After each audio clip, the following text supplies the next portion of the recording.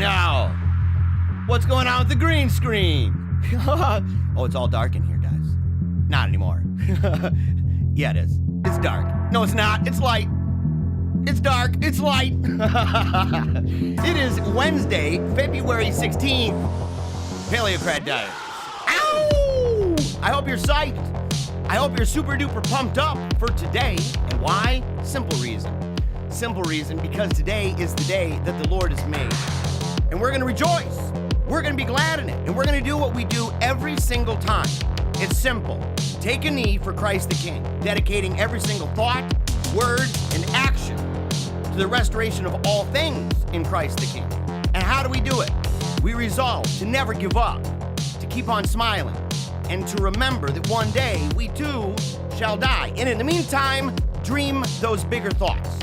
Give it everything you've got. Find what you love and do it with everything inside. That's why I do this. And that's why you tune in.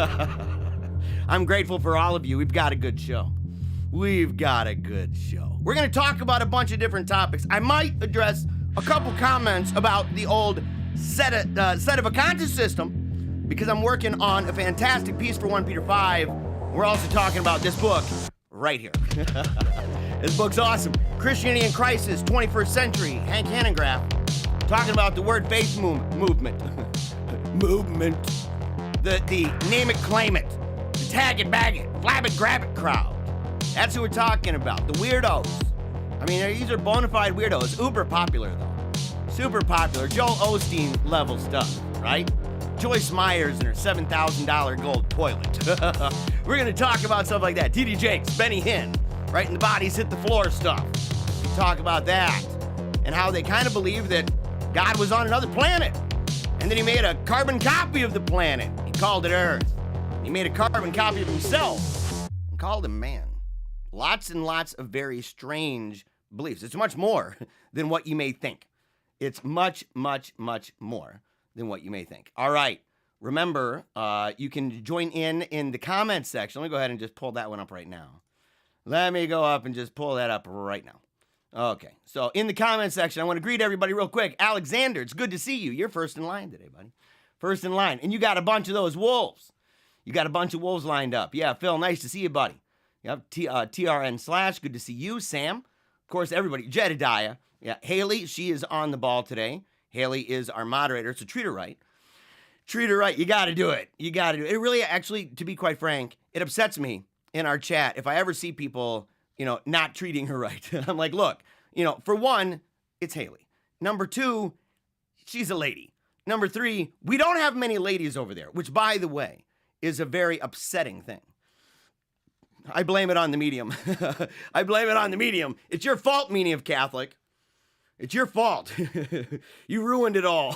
We used to have tons of the ladies were tuning in. So much that I was able to make a video, and it wasn't a joke, a video about how much ladies love the show. Then you come over to the man channel, and you've got, Kennedy Hall. You've got Tim Flanders. He's, of course, the grand poobah of the entire shindig over here. Jake Fowler, David, the whole gang. I guess there's going to be Luis, the man. I'll tell you, and if you haven't followed any of these people individually, like some of them have their own channels. I found out that Luis has his own Telegram. I'm super happy about that. Ended up following him. I don't speak Spanish though. That's an issue. It's an issue. All right, Andrew Stahl, be healed. Not sure. Oh, yeah, okay, yeah. Sam going from bear to wolf. I think I know what that means, by the way. From bear to wolf. Okay, Sam, the first organized church I attended was Word Faith. They had a picture of Ken Hagin on the wall and called him Dad. I knew a lot of people like that, actually. They called him Dad. In fact, I think that was common. Yeah, very enthusiastic. The spirit was moving, but it wasn't the one they thought. That's a good point. Yeah, yep. So, okay, yeah. Steak Bake says, Hallelujah is literally the mod everywhere. She is. She's the ultra mod, right? She's the super mod is what she is. She's all over the place. It's remarkable. Yeah, absolutely remarkable. Yeah, John Java says, Ken Copeland praised the Pope shortly after his election. Look, you can end up liking the Pope for X, Y, and Z. Doesn't mean that particular individual has good theology. Doesn't mean that at all. Okay? They can like him for a host of different reasons. In fact, I'm not surprised that they would. I think that they are hucksters that like to get in wherever they can. It's one of the reasons why they don't emphasize the denominational dynamic of them as much as kind of the infiltration dynamic of them that says, look, we want to get on your good side, and we want to expand the empire of word faith, because it's all about that money. And they know that Rome, it's got a little bit of money, a little bit of money, a little bit of power. Yeah, they kind of dig that kind of stuff. All right, let's see here. I feel so enthusiastic about this podcast. Yeah, tell me that word is not a little bit ruined because of Ronald Knox. And, maybe your boy had a little bit to do with that. But every time I read it, am I alone on this? Right? Every time when you hear that word, when somebody says that, no matter the context, no matter at all, it's hilarious whenever I hear somebody on like a theological podcast say something about it. And they're talking in. You're like the most enthusiastic guy I've ever known. I'm like, oh, really? I don't know if he wants that as like a compliment. But yeah, I know what you're talking about. Oh, man.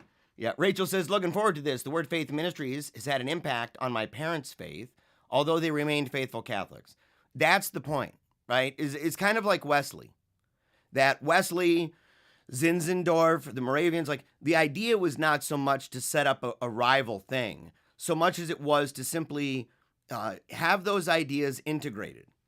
And have them integrated in institutions that had enormous power, right? Influence all over the place. Because if that's the case, you can take credit for that. Your ideas are getting out there. They have the idea that if you get a hold of the fisherman, right, then you're going to get a bunch of fish. Instead of just going individual, it's like saying, okay, well, there's a guy over there with a megaphone and 1 billion people listening. If I can get in with this kind of thing, a lot of people will hear. Even if it's just to see to be seen. Let's see. Haley says, Jeremiah bringing darkness to light. What are you talking about? Oh, yeah, right. Yeah, I was wondering, like, what are you talking about? Yeah, the beginning of the show. Okay, I got you. Yeah. And speaking, Anthony says, another moderator, he's my right-hand man. Okay. He's my right-hand man. Copeland, the man who would blow away COVID. Literally blew it away. Right? Like with his mouth. And everybody's like, yes, I'm feeling it. I have the COVID. and they're all feeling it. Whoa. And they're all blown away by it. You can imagine, grannies at home, in the elder care home. You got Jeb and Elmer and Star and Edith, and they're all putting their hands out. Yes, Lord. Everybody's like, what are they doing? And they're like, oh, they're blowing the COVID away. Oh, okay. Hey, come on, everybody. Get around the TV. Oh, Ken is blowing the COVID away. Ah. Yeah. Yeah. Steak says, that intro beat is heavy, dog. It is heavy, man. It is heavy. It's got, it ushers in the feeling. It ushers in the tone and the temperament of this show. It's powerful, buddy. It's powerful. Jared says, I have an ex-Catholic family in Word of Faith. It destroys faith. Yeah, well, because it's not faith as we understand it. And I'm not talking like just in the ideas of, this is a doctrine here, doctrine. I'm saying that the idea of what they call faith. What they call faith, even the Lord used faith to create. You're going to learn that. You're going to learn that. Rachel says, God bless you, Jeremiah. Your previous series on enthusiasm was a real eye-opener for me to see that the Word of Faith folks were not new. And that's the whole thing, isn't it? That's the whole thing. In fact, I wish I had the book with me. I do not. It's upstairs. I've been going through, I'm writing an article, part 3, installment number 3, about sedevacantism. And, hold on, give me a second. All right, there we go.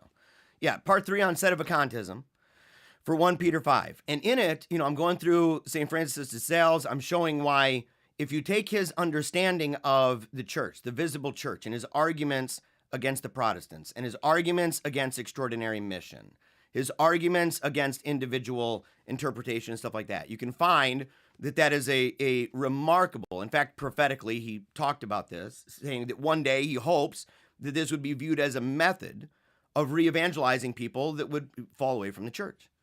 And I think it's a perfect method when dealing with Sedevacantists. But in it, he talks about how there's nothing new. He says the Donatists, they say the church had fallen away. Rome had lost the faith. The ministers were no longer valid or no longer listen. Look, this is all just wrapped up. It's old stuff wrapped up in new names. He says, Calvin says the same. Don't your ministers say the same? And I'm like, yeah, hey, Sedevacantist guys, don't your ministers say the same? It's the same kind of stuff. But with this, you can see, as we talked about, that enthusiasm is a kind of creative destruction. And that you have these ideas that emerge and then explode and then emerge and then explode and in all different directions. Every which way, people are getting little bits, getting inside of them, and they don't pull it out. Whoa, what was that? And they don't see. Got in their spine, right? Lodged deep within the back of their neck, and they can't reach it. And so they don't know, I don't know what it is. It's uncomfortable.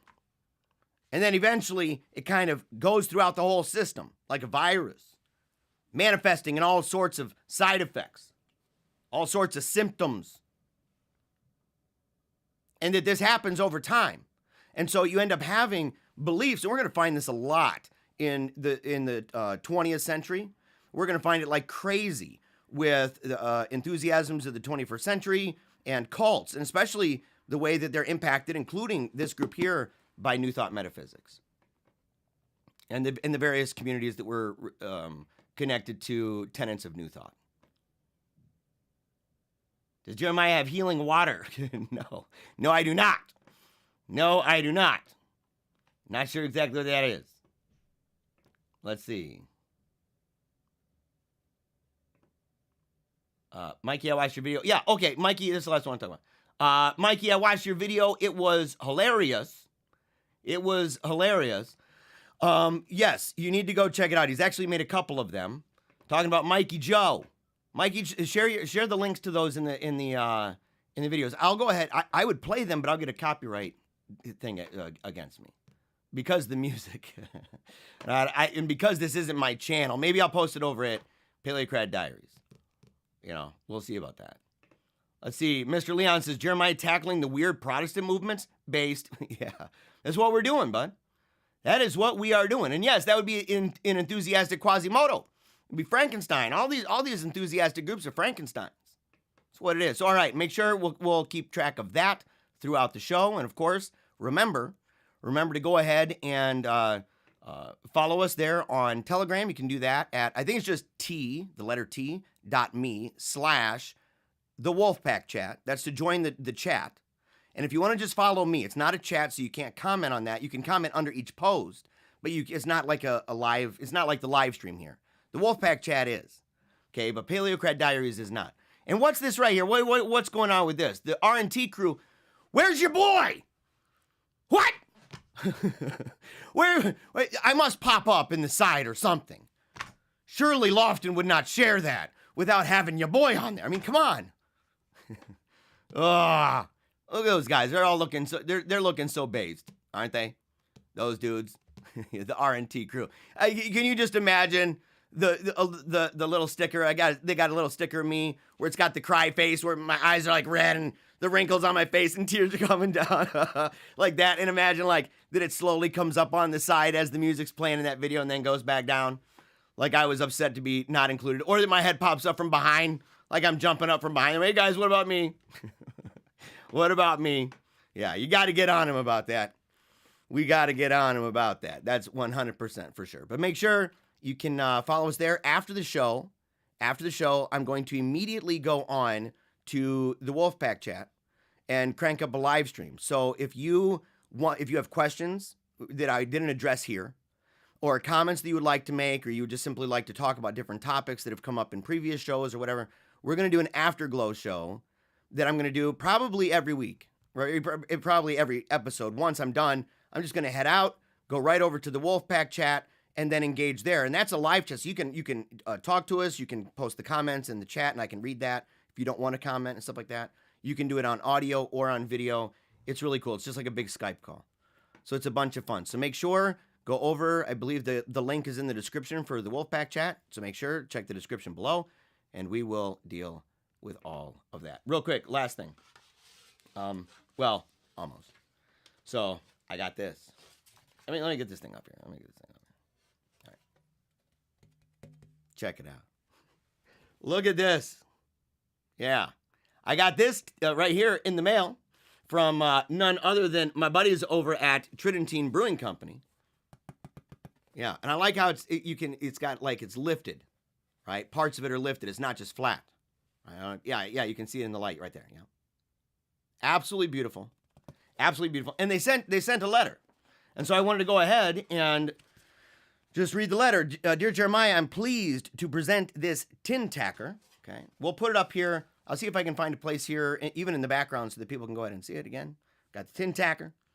For our blessed Emperor Karl of Austria beer, the Habsburg Vienna Lager.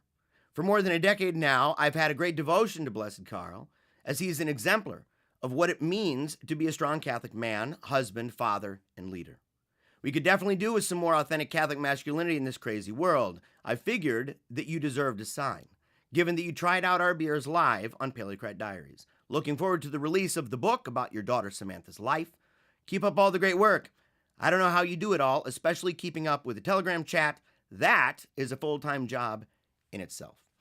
I appreciate it, buddy. I appreciate it very, very, very much. And so, yeah, it has a nice seal and everything on there. And that's from Trevor Alcorn. Respectfully yours in Christ. That's brewer, VP of Marketing, VP of IT, and the janitor over at Tridentine Brewing. You know, I still like to make it down there and talk to them. It was something kind of in the works and stuff that we talked about at least. We kind of batted around the idea. But we'll see. I wanted to say, though, before we move on, you know, it's funny, you know, he says, I don't know how you keep up with it with the Telegram and all that. It's a job in itself. There's some truth to that. But it really is, how do you keep up with it when you got a family? And, you know, that's something that a lot of guys in this line of work find really tough, especially if they're doing like 5 days a week. If they're doing 5 days a week and they're doing current events, that's really hard because you have to read the various articles, especially if they're doing current events and conducting interviews and debates and stuff like that. Because at that point, unless you've got a team that's doing that, if you're doing it yourself, and a lot of the people in the Tratosphere and in Catholic commentariat, no matter what side you're on, that's what they do. They're by themselves, right? It's an individual or a family apostolate or a small group apostolate like this. And so they're doing a lot of the work, the groundwork themselves. They go and they find the articles. They go and they connect with the various people. They conduct the interviews. They may have to do it live or pre-recorded. They have to edit the video content. They have to make their promos and make their intros, find the music, upload things. There's a lot of pre-production and post-production. Everybody sees the production and they see the fruit, right, of pre-production. And they may see it by seeing the fruit in their post-production, which would be like sharing it on Twitter or sharing it on Telegram after the fact. And so all of that, though, all of that production is with the people, and it takes away a lot of time, specifically with family, and especially if you're doing it in your home, right? But I've tried to really emphasize my family and refusing to do otherwise, which is why I get people ask me, like, why don't you do more videos? You know, I could probably do more, but they'd be short. And I plan to do more. In fact, I plan to do more over at Reason and Theology. I'll still stick with the two here. But on Reason and Theology, you'll be seeing me a lot more over there too. But they're going to be shorter. And they're probably, you know, they might be live sometimes, but sometimes they're just going to be pre-recorded, short, simple things. Sometimes maybe reaction things like Lofton does, where he watches a video, pauses, talks. You know, I may do stuff like that. Maybe occasionally, you know, kind of a late night funny show. A lot of people have wanted me to do that. But no matter what, I have to continually emphasize my family. It's why I do this at all. If it wasn't for my family, I wouldn't even be doing this, okay? Because everything we make here, 100% of what we make at Patreon, everything we make at the website, no matter what we do, everything we make goes towards my kids' education at Sacred Heart. At 100%. Nothing goes anywhere else. So I do it literally. I really do this entirely for my family. And I can say that because we're not making gobs of money. We're not making even more than what we need to make to send them to the school. So I can't say like, oh yeah, I spend it all. And it's like, oh, don't you make like, you know, $6,000 a month? No, wouldn't that be kind of fun? But no. And part of the reason why is because of things like yesterday. And I just want to just say this because I need you to pray for my sister, to continue to pray for her. She came over yesterday, and she came and was talking to me, and of course she's got a real lively personality. She's a fun person to be around. Okay, and she's talking and everything, and I saw her hair, and I kind of liked it. I said she had gray in her hair, in kind of the part area, and I told her that I thought it was really pretty. I was meaning that I'm glad she didn't dye it. I'm glad that she didn't take it out, And she goes, oh yeah, and she named what it was, frost something or other. And I said, well, yeah, it looks really good. I'm glad, and I mentioned, I said, I'm glad you didn't dye it. And she's like, what? She said, Jeremiah, it's a wig. And I didn't know. I didn't know that she had lost her hair. I knew that she had gone into radiation and chemo. I did not know to what extent, because my daughter, she lost some of her hair. That was it. She didn't lose all of it. It was mainly one side of her head that she lost it. And the thing is that she took it off and she showed me. And I thought, I love my sister. And it was really painful to see that. And it was remarkable, too, because the wig was so convincing. Wigs have come a long way. I'm dead serious.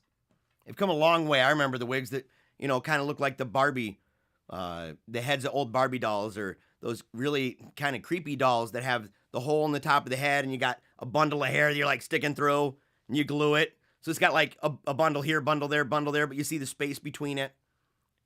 Or it was just so straight and flat that it didn't look convincing. It looked convincing. But I know that she's going through a really hard time. And it's the first time like this that she's lost her hair.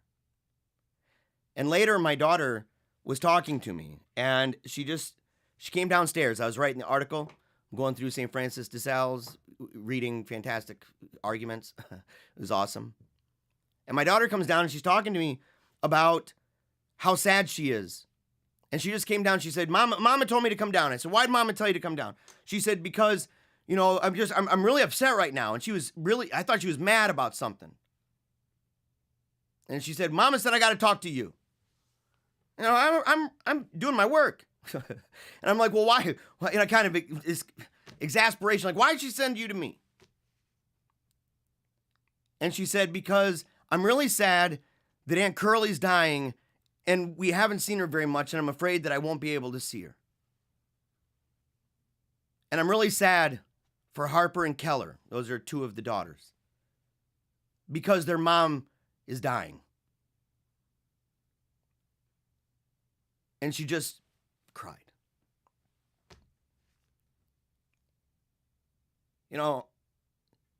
It's easy sometimes, when we do stuff like this, to have these answers that are, like Knox says, that they're prepackaged.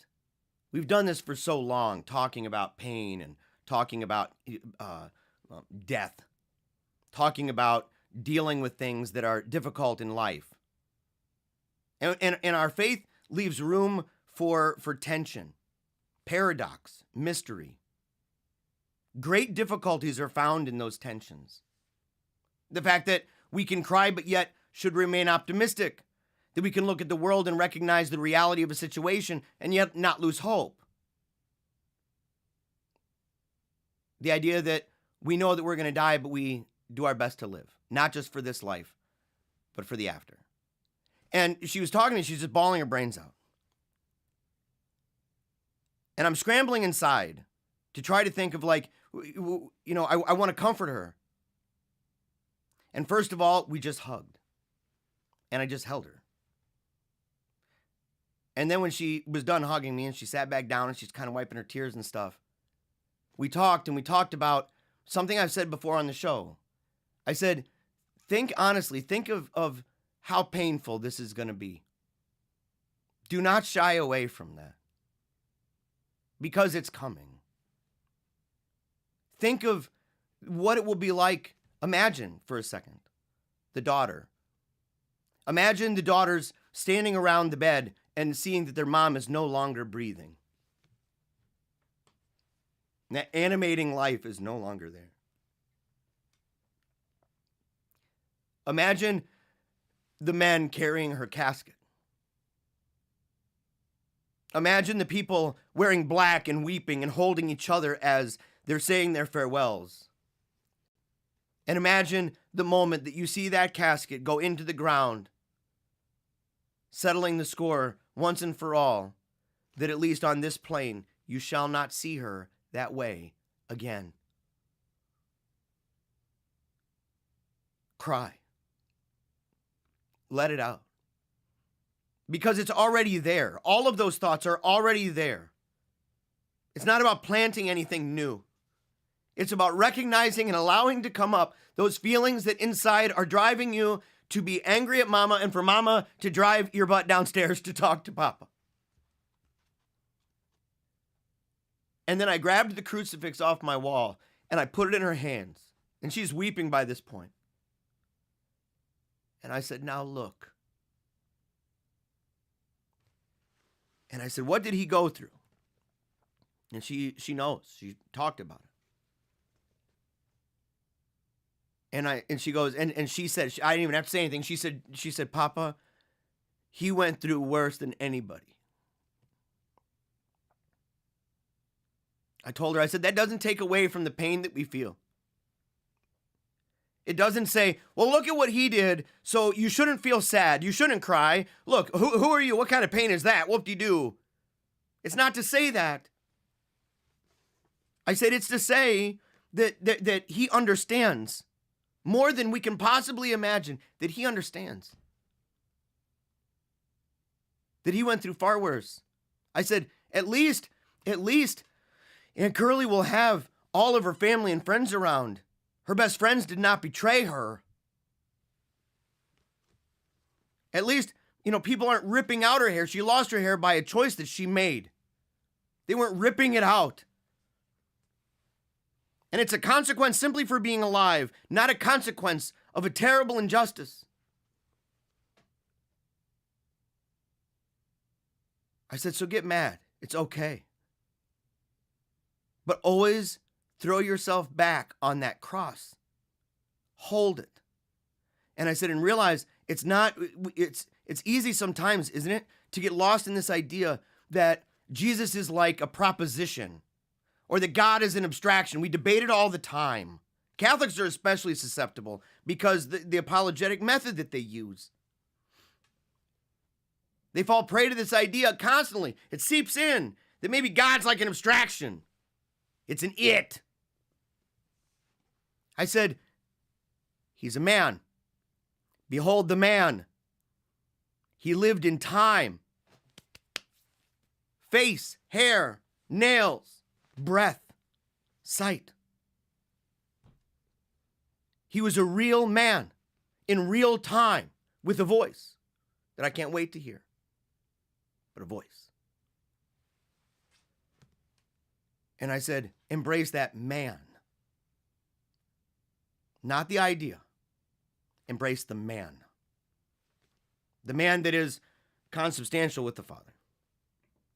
The God-man. And I only say all of this because it's easy for this show or for any show to get wrapped up in argument and debate, theological swashbuckling.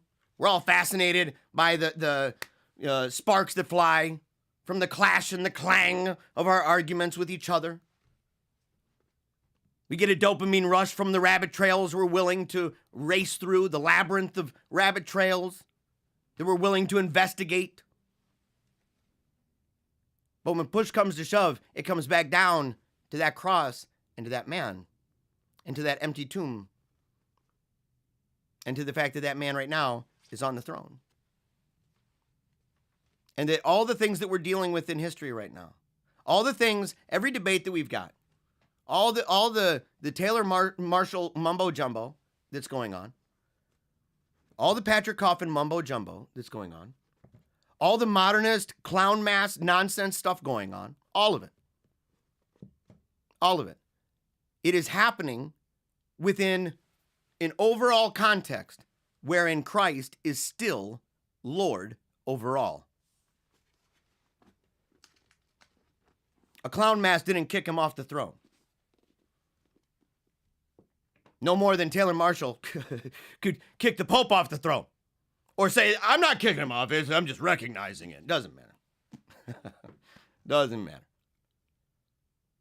So we need to be optimistic.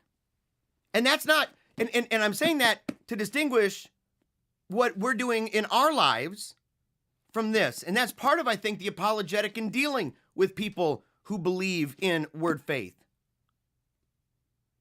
Because to them, that sort of thing is bad. If what they say is true about laws of attraction and what happens in your life is based on what you say and everything else, and you bring on bad things, then where's the honor in martyrs being martyred?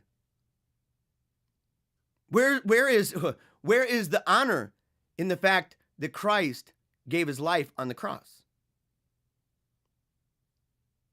Where is the beauty, the tragic beauty, the spectacularly unfortunate situation that you can see in the gospel narratives with Our Lady at the cross?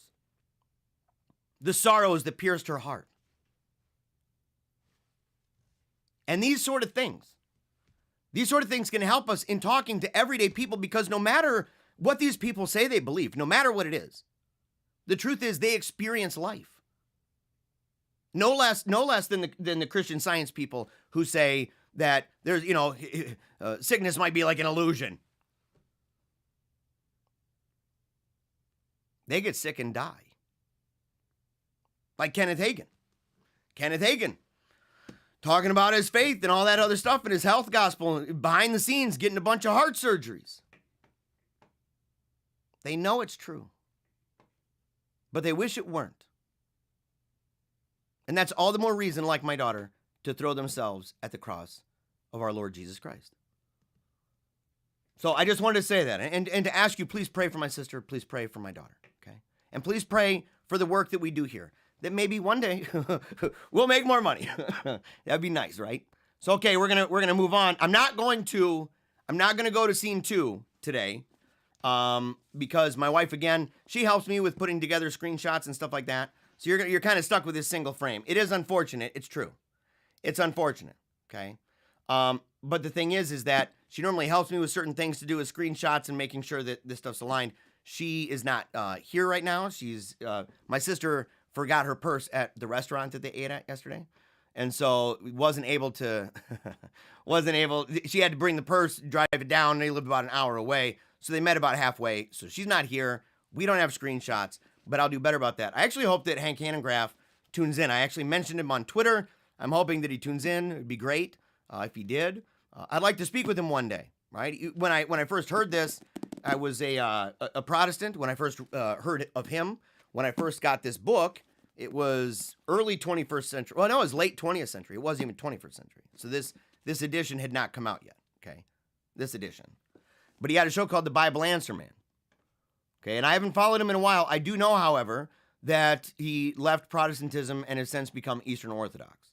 So in fact, the updates on this, I don't know if he's going to update this again. I'm assuming it's kind of like enthusiasm. You just got to keep, as long as that group keeps going, and as long as they keep adding nonsense to it and new personalities arise, you're going to add to it. And so I'm kind of wondering to see how the tone of this changes, if it does, with his conversion to Orthodoxy. So we're going to play this music real quick. Make sure to grab your coffee. Do it right now, because right there is the sound. That's the alarm system. That is the PaleocratDiaries alert system that's blasting out all across the world right now. All across the world. North, south, east, and west. The four corners of the earth. Letting everybody know that your boy, the Kaiser, the OG, Jeremiah Bannister, the Paleocrat, one and only, is on the air. And that we're talking today about word faith. Loon tune nonsense. Loon tune nonsense. And a very wildly popular, and apparently, you can make a lot of money doing this, heresy. Raging heresy. It's a wigwam, in fact, of heresies. A combination.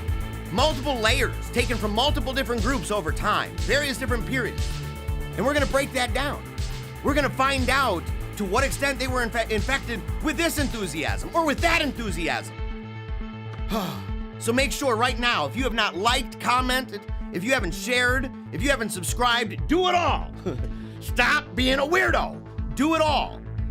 Right? Join the group right now. Haley, she's released the carrier pigeons, sending them out, letting everybody know. Anthony, he's blasting the shofar in New York. He's on top of his house. You got everybody in here. You got people in England blowing on the shofar. People all over doing the long horns from the Ricola commercials. You got people with French horns. It's all over. Xylophones in Canada. Apparently, people in Canada, they're using xylophones. Letting people know. Hammered dulcimers. Hammered dulcimers are playing everywhere. Even those weird Asian guitars that lay on your lap and stuff. All of that to let people know that we are continuing this series on enthusiasm. Enthusiasm now, entering the octagon of human history, of church history, religious history, to find out how in the world did we get here? What is this all around me? This crazy circus, this nonsense. What is it? Where did it come from? How can we best deal with it? And how can we emerge from it unscathed? That's what we're doing right here on PaleocratDiaries. And again, remember, any questions, any comments, we'll deal with them during the show, as well as the Q&A after. And make sure to go to the link down below about the Wolfpack chat for the Afterglow party, where we have a chat on video and audio. All right. Someone said in the comment recently, they're like, this guy doesn't take a breath. And I'm like, I just did. But yeah, it's a lot of words. So, all right. I'll pop up this window. I'll pop up this window right here. Okay, let's see here. Yeah, okay, so the links are in the comments if you want to join the Wolfpack chat. It's on a free app. Telegram's a free app. If you say, I don't want another app on my phone, what I would tell you to do is, if you are at that place, find 3, 4, maybe 20 apps on your phone that you can get rid of. This is worth it. We do live chats. Ask anybody in the comments. Ask the people who are there. Ask the moderators. Ask anybody. Do we do live chats almost every day? Am I in the live chat engaging for an hour or more every single day with people who support the show? Other than if I am away writing a book, which even then I was doing that. I would take normally an hour at night, sometimes more, sometimes it's late night. That's one of the reasons I'm trying to do it now during the day, is to say we can go ahead and do a live chat during the day and talk about this stuff right after the show. So right after the show, there'll be basically an open forum Skype call. You can either join as video or audio. You don't even have to talk in the chat. You can just be there. And you can also, of course, post comments in the chat room, because we can all see that too. So you can post comments there if you'd rather not engage vocally or have yourself on a camera. No problem. Justin, not sure if Bannister is aware, but there's a book on Wesley called Reasonable Enthusiast. Oh, I did not know this. I did not know. Although I read somewhere about, it might have been Wesley, actually. It might have actually been something like this. It was an article, and it was talking about enthusiasm as a negative thing, but Wesley didn't count. I'm like, man, Knox dedicated multiple chapters, in fact, to Wesley. Very, very good reasons why. Yeah. Let's see. Andrew says he's got a loot. Yeah, you got a loot. I'm glad you've got that bugger, man. You keep playing that. And Tom, how would you pronounce that? Jojak? How would you pronounce Jojak? I don't know. Just don't speak in tongues. Your last name is a little bit kind of in tongues, man. I don't know what to make of that. Yeah, no. Just don't speak in tongues. Look, I did it before. Even as a Catholic, I did it. In fact, the last time that I was ever in like any kind of charismatic place, I went to this parish, and there were these people up on the stage. I call it stage because that's what it was being treated as. It was not in reality, and I should say it this way: they were in the sanctuary. Straight up. And they're all around there, and they're praying over people, and you got people playing music going on and everything. And I looked around, and I'm seeing it, and there's a lot of ladies laying hands on everybody. And I'm like, man, this kind of really, something's interesting about this. And that's after that. It wasn't long after that I read Enthusiasm. And I started saying, that's a little bit weird. Something's going on with this. So what's happening? And I went to a meeting, and they're otherwise nice people, right? I mean, I'm not dogging them as individuals. Otherwise nice people. And they were really interested in me going to their group and stuff like that. But it was, no. And I sat there and went to one of their meetings, and they were going through a book talking about the gifts of the Holy Spirit and speaking in tongues. And I went there on the day where apparently they'd been getting people psyched to finally get baptized in the subsequent baptism of the Holy Ghost and to begin speaking with the evidence of speaking in tongues. Of course, that's a purely Protestant doctrine, totally Protestant doctrine. In fact, it's nonsensical because you could just as easily say that prophecy is the subsequent, it would be the initial evidence of the subsequent baptism. You could say because there's just as many references to it, right? As they began prophesying and speaking in tongues. And then you have instances where they were speaking in tongues, but most people differentiate between the tongues that were done in Acts 2 and the tongues that are talked about in Corinthians, and saying one is a prayer language, one is an actual language, but there's like a blurry mix of those, and you never know which one's really happening in the moment unless somebody's around. I mean, it's gobbledygook theology. It is. It's gobbledygook theology. And yeah, okay, so Renewal Ministries with Ralph Martin. I would love to talk to Ralph Martin. In fact, I respect his intelligence. I respect a lot of his scholarship. I get the newsletters. They get sent to my house, okay? So I'm not completely just sitting here trying to dog him or anybody else in the movement. But there's no doubt, they admit this. This is what they say, is that when it began with that core group, and I don't want to spend too much time on this, we can talk about it in the chat afterward, is that it began in part by reading two books, both of them Protestant books, and one of them being from a notorious false prophet, Wilkerson. And you go, he's a false prophet. No doubt about it. In ancient times, homeboy would have been stoned to death. What do you do with false prophets? Well, you pick up stones and you literally kill him. We've come a long way in the tolerance department, I guess. But I don't think that that's a reason to say, well, we don't stone them anymore. And I say, yeah, but that doesn't mean that because we don't stone them, that you should go ahead and embrace the ideas of that guy.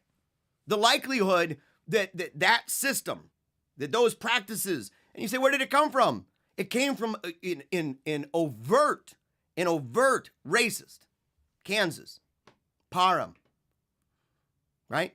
So you have this small little ragtag group in Kansas. That's definitely, unquestionably, an enthusiastic group. Unquestionably. Small group in Kansas. What is it? Based on, again, you got kind of a lady at the center, kind of like you do with the dispensationalists and stuff. And they end up doing the tongues. And it was totally primed. I want you to read these things, and then we're gonna follow the order of it. As if for 2,000 years, or for 1,900 years, nobody in the church thought, well, why don't we just do what they're doing in there? Yeah, it takes a real restoration of spirit to actually come up with that. And that's to me, that's a serious issue. That's a serious issue. And the idea of seeking the gifts. Okay, but we're going to talk about this book. And I would love to talk about, okay, yeah, Toma Kovac. Okay, so I would, Joe Jack. So I would like to continue that discussion. I'm more than willing to talk about it. We could talk about it for a long time. In fact, the charismatics will eventually be part of this discussion, probably during the Jesus movement, that era of that. But also the Pentecostals are going to be brought up. We're going to talk about the history of the Pentecostals, even prior to Azusa Street. We already did a little bit in talking about the serpent handlers, but I want to disentangle. I want to uncoil that. I want to uncoil that and separate, because they separated themselves from that. Okay? They embraced it. They defended it. They questioned it. They rejected it. And now they're like, I don't know anything about that. I don't remember us ever talking about that at all. And ever handling serpents and holding on to, these hot lamps. The hot lamp chimney with the oil lamps, where it gets really hot and they're like grabbing onto it, walking around with it, or hot coals in their hands, or drinking some lye. Yeah, we never did that, I swear. Oh, yeah, let's go and look through your ancient scrolls from the 1900s called the Evangel. Yeah, you did. Yes, you did. So, all right, this book. Okay, now, this book is a very influential book for me because I read it during college, right? So I went to Christ for the Nations Bible College, Pentecostal Charismatic, and founded by Gordon and Frida Lindsay. And so they were into the revivalism and all that stuff. In fact, Gordon was part of that, what is it, Zion? Was it in Illinois? Zion, Illinois, was it there? Where it was a weird community of people. The charismatic leader of that enthusiasm that led them to that place ended up wearing, the Old Testament garments, right, for the high priest. So he had the breastplate and everything, right? And he's out there and he's making rules. He's acting like a pope, of course, I mean, that's what he's doing. And they had people, the modesty police with the billy clubs and stuff. And globes were outlawed. You could not have a globe there. In fact, I think that was one of the things that brought one of the issues, right, with them. So, but while I was there, when I first went, I was into this stuff. So like I my parents were not big fans of, let's say, Hagen and Copeland and everything, but we had TBN. And so I would put on TBN, and I enjoyed watching these big events in these arenas with Benny Hinn. Like, I just thought it was a magical thing to see this guy and the kind of authority he speaks with, and that he can wave his hand and entire huge chunks of the crowd, right? Huge portions and sections just fall over all over the place, whacking people with a coat. Thought it was remarkable, in fact. Thought it was remarkable. And so, I looked at it and it was a big influence on me. I got into, at that time, in fact, I was reading books about the keys, talking about the keys of the kingdom kind of being your thoughts and your words, that you're binding and loosing. And they've got all different views on this, by the way. This is not a uniform group of people. And he says this in this book, okay? However, after a while, I go off to Bible college. They have that same kind of, the spirit of TBN is flowing strong there. And while I'm there, I get a job. And that job was at Saks Fifth Avenue. And on the way to work, I'd listen to the radio. And they had all sorts of stuff. They had a guy, Steve Solomon, that used to do spirit singing. So like he'd be on there and he'd just let it flow, and he'd have a jam band essentially that played really mystical music and stuff as he prophesied. And there's maybe I'll play a song by him one day. It's kind of hilarious, but and he's got kind of this Vegas sound to him, right? So you can imagine him being in Vegas, dressed in like one of those tuxedos with the ruffly shirt, right, and the big bow tie. I've seen him actually in real life. I went to an event where he was there. But there was also on that channel, there was also a show called The Bible Answer Man. And I was blown away by this thing. He was talking about words I didn't really know, ideas that I didn't really understand, in groups that I'd never heard of. And he started talking about the word faith movement. And he started mentioning Benny Hinn. Started mentioning Kenneth Copeland, Kenneth Hagin, Jesse Duplantis. I'd seen that guy in real life. Jesse Duplantis, I went to an event. He was there. A compelling guy. I mean, he can get up and tell you how rich he is and how he's got gold rings, and, he's got Armani suits. He's got a plane, and it has the word Jesse on it. He's like, Jesse! Jesse! That's the name on the plane. His sparkling smile, his bright white hair. And he'll figure out a way to get poor people to literally dole out enormous amounts of money. I didn't even have very much money at the time. I think I gave him like $100. And after it was over, I'm like, how did that happen? How did I get to the place where I gave that guy $100?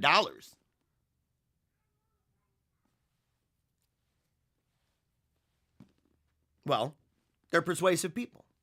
But this guy, Hank Hanengraaff, talking about these people, and I was fascinated by this topic, and I was offended a little bit too. I was irritated.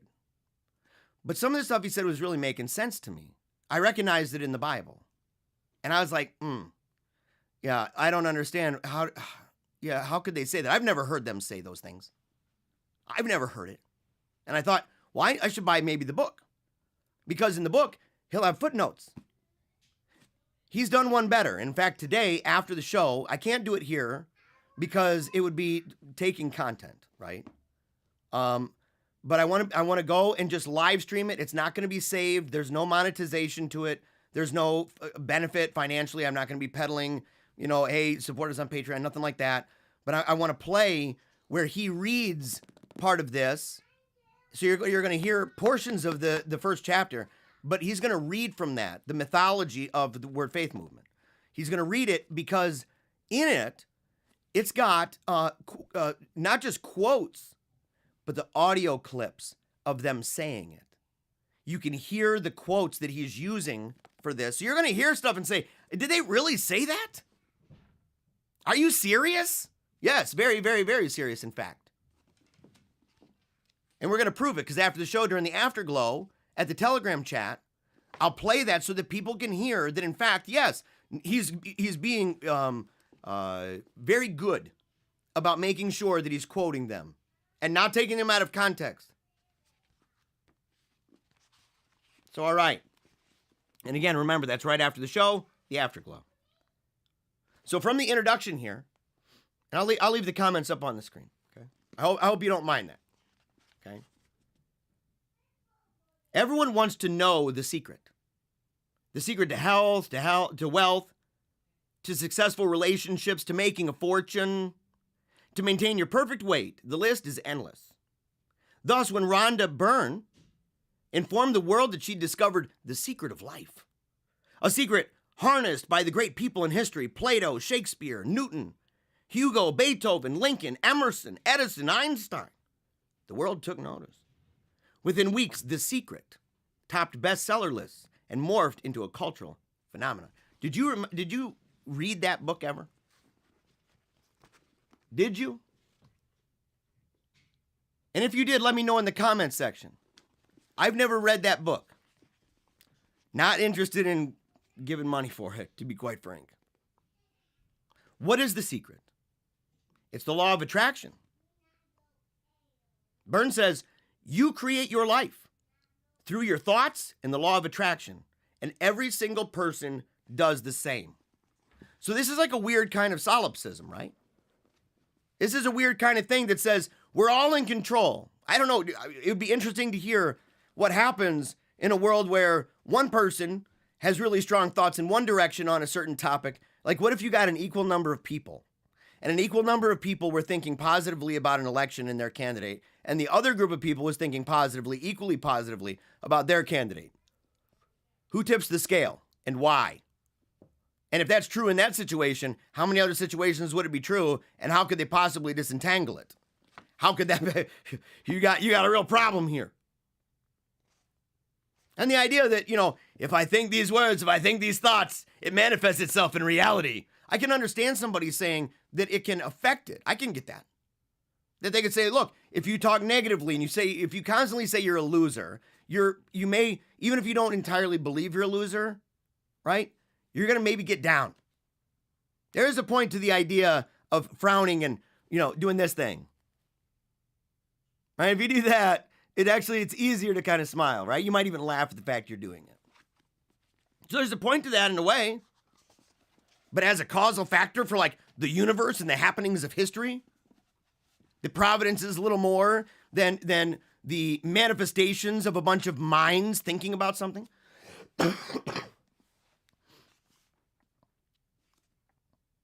The creative process used in The Secret, which was taken, and this right here is according to Byrne. This is a quote.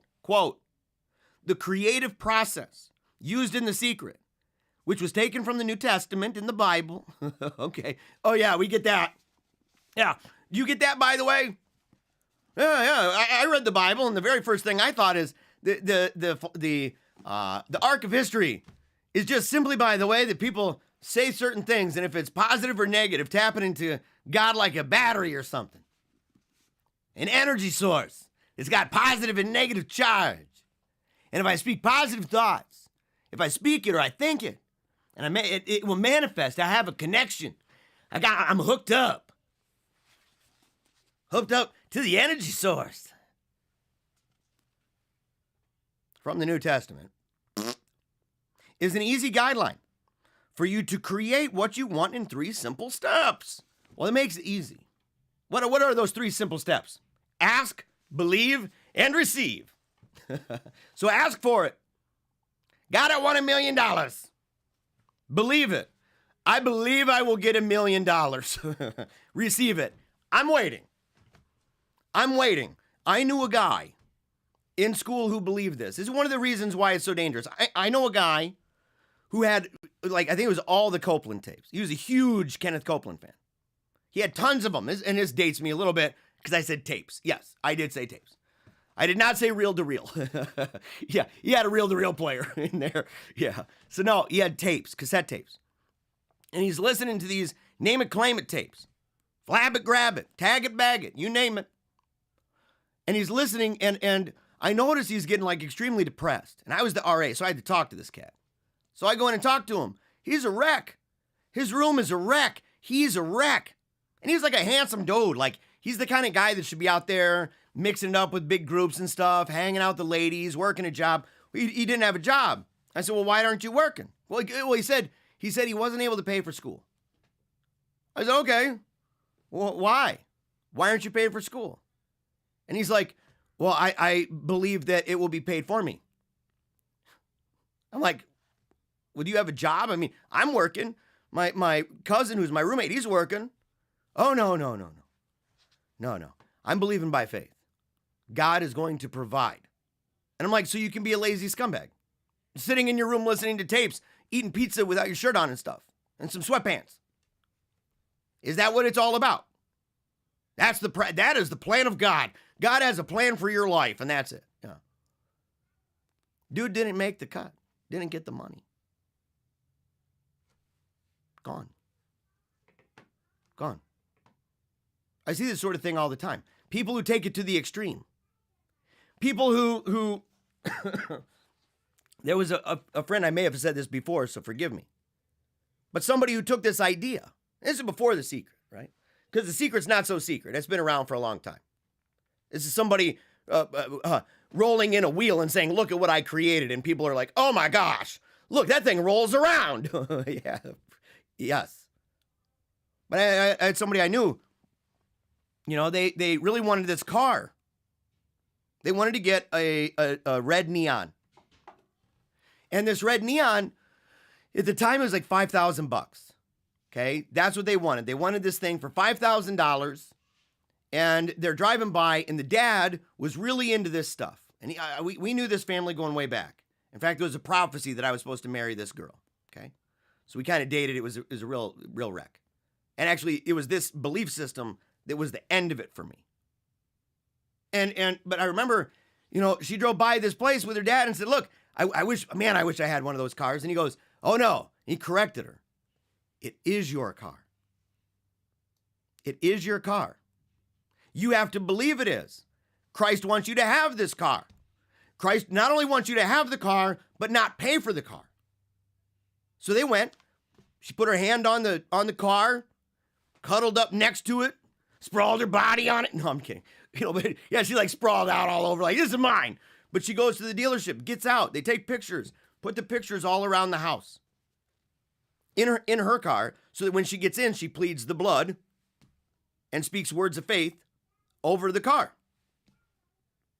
Well, time goes by. They drive by again one day, and the car is gone. So what happens? Oh my gosh, Dad, what happened to the car? The dad's like, hold my beer. It drives in. He's storming mad. He gets inside, opens the door, and he's like, I need to speak to the manager. Manager's like, that's me. And he goes, here's my card.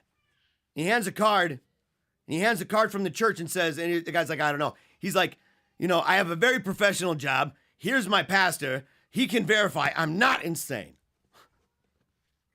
Good way to start.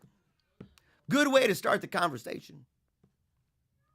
And the guy's like, okay, well, I'll take your word for it. I don't need to call. Imagine, and you call. Why would you do that? Well, okay, this rando pastor guy, if he's associated with you, he might be, in fact, a loon tune. Probability is pretty high. And he says, where's my daughter's car? What? I'm sorry, sir. I don't know what you mean. Where's my daughter's car?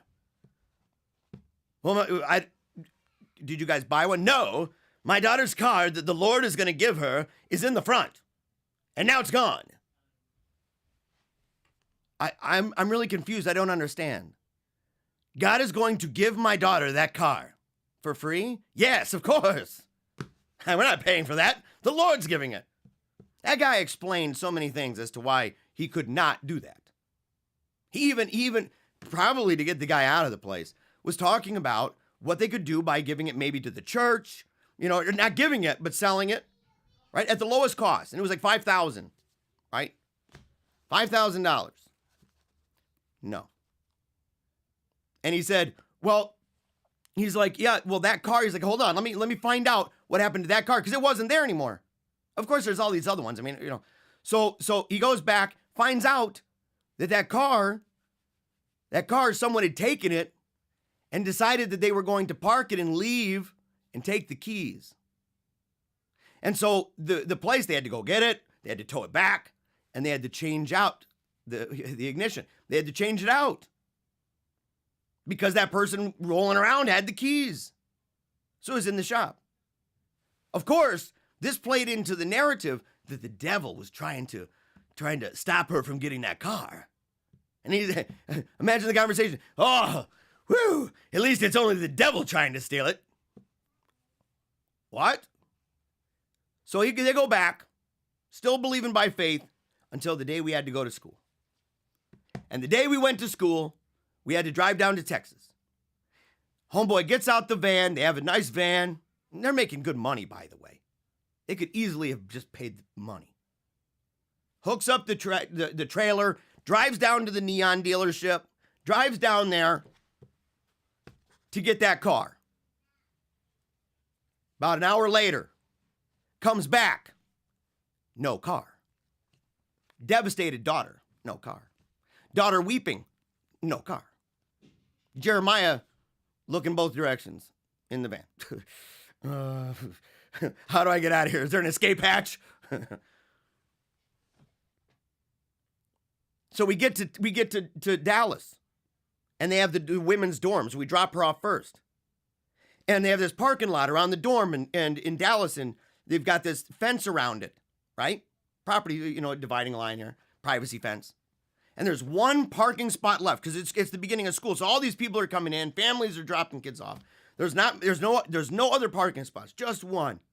And that one parking spot is smack dab right in front of a big billboard that says, with a big red neon car, $5,000.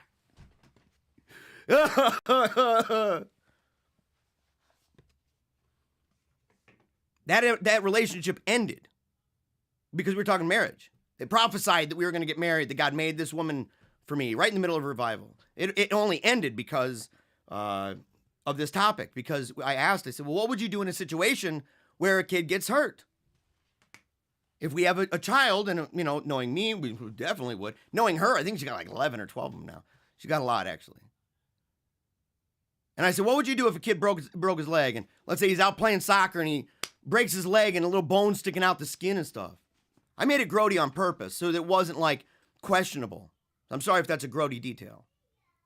And she goes, oh, I would get my healing verses and immediately just start pleading the blood.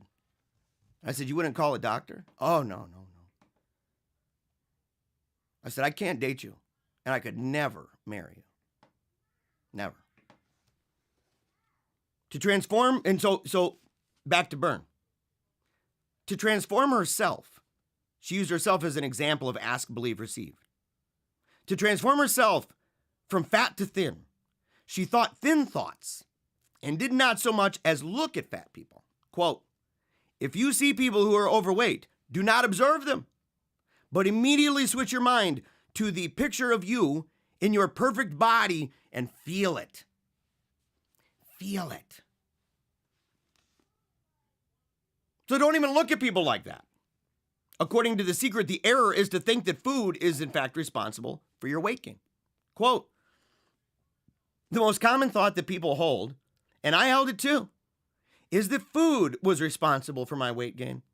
That's a belief that does not serve you. And in my mind now, it is complete balderdash. Yeah, eating that bad food, that's not the problem. There's no connection to it. Food is not responsible for putting on weight. It's your thought that food is responsible for putting on weight that actually has food put on weight. Oh, wow. Wow, so if I think skinny thoughts for real, if I think skinny thoughts and I sit at the restaurant all day long and just gobble up all you can eat food at the buffet. Like that movie. What movie is it? Is it not Facts of Life? What is it called? The Monty Python where the guy, the fat dude, he has the little after dinner chocolate mint thing and he eats it and it boom, explodes. I could be that guy. I could have a conveyor belt in front of me with a bunch of food and sweets and snacks and all day, and that puke coming out the side. But as long as I'm thinking skinny thoughts, all of a sudden it's going, yeah, that sounds perfect. Totally reasonable. Remember, thoughts are primary causes of everything. Wowzers. They're the primary cause. They're not an influence. These are the primary causes. This is a lot of science talk here. Think perfect thoughts, and the result must be perfect weight. It must be. Yeah. Yeah, that midget over there, no offense, but that midget over there imagining himself 7 foot tall, the only reason he's not 7 foot tall is because he's not imagining it and receiving it. He's not thinking about himself as 7 foot. I'm going to think about it, folks, right now. I can't do it very long. Hold on. Let's try. Let's all try right now. Let's see if it happens. Now, maybe I'm not doing it long enough. Okay, I can't sit here that long to do that. But let's imagine if I could. Let's imagine that I'm out somewhere and I say, why not this? Imagine that you aren't going to get wrinkles. Imagine yourself as reversing time. You become a baby. You get back to that age where you feel like you blossomed and bloomed and you're no longer there. I can imagine myself. Why can't I imagine myself at a high school basketball game? What a bunch of weirdos. I imagine myself at a basketball game. You know what that would look like? If she said, oh, you can totally do it. It's totally true. I say, yeah, and they'd be the hello, fellow kids. How's it going? They'd all look at me like, okay, Gramps, what are you doing here? Yeah, the back braces are over there in the locker. Now, this may seem silly, and I know we're making fun of this, but Hanengraaff says a clear and present danger can be seen in the reasoning. Just as her followers must avoid fat people for fear of becoming fat, so they too must avoid cancer victims for fear of contracting cancer, or poor people for fear of becoming poor. In other words, you should avoid the very people Jesus exhorts us to care for. Do not so much as look at them. How would that not be a consequence? How would that not be a consequence of that? And it gets worse. As Hanengraaff says, there's dangerous hues of the secret's dark underbelly. Well, while some might find it incomprehensible that multitudes could have attracted the same massacre, Byrne does not. If people believe they can be in the wrong place, this is a quote, if people believe they can be in the wrong place at the wrong time, and they have no control over outside circumstances, those thoughts of fear, separation, and powerlessness, if persistent, can attract them to being in the wrong place at the wrong time. So you can't believe that you could be in the wrong place at the wrong time. She goes further. Nothing can come into your experience unless you summon it through persistent thought. But what does that mean, for example? Larry King brought this up. Jessica Lunsford. And you could bring up any example, but Jessica Lunsford is the example that is mentioned here. A 9-year-old Florida girl who was brutally raped and murdered attracted this horror to herself. Contributing author Joe Vitale responded, quote, "We're attracting everything to ourselves, and there is no exception." Poor little girl. Poor little girl. She just had the wrong thoughts. Had nothing to do with that guy over there that was a rapist. Nothing to do with that maniacal individual who was a murderer who had that in his heart. Nothing to do with that. Because he can't do anything either. Why can't he do that if he's not thinking about it?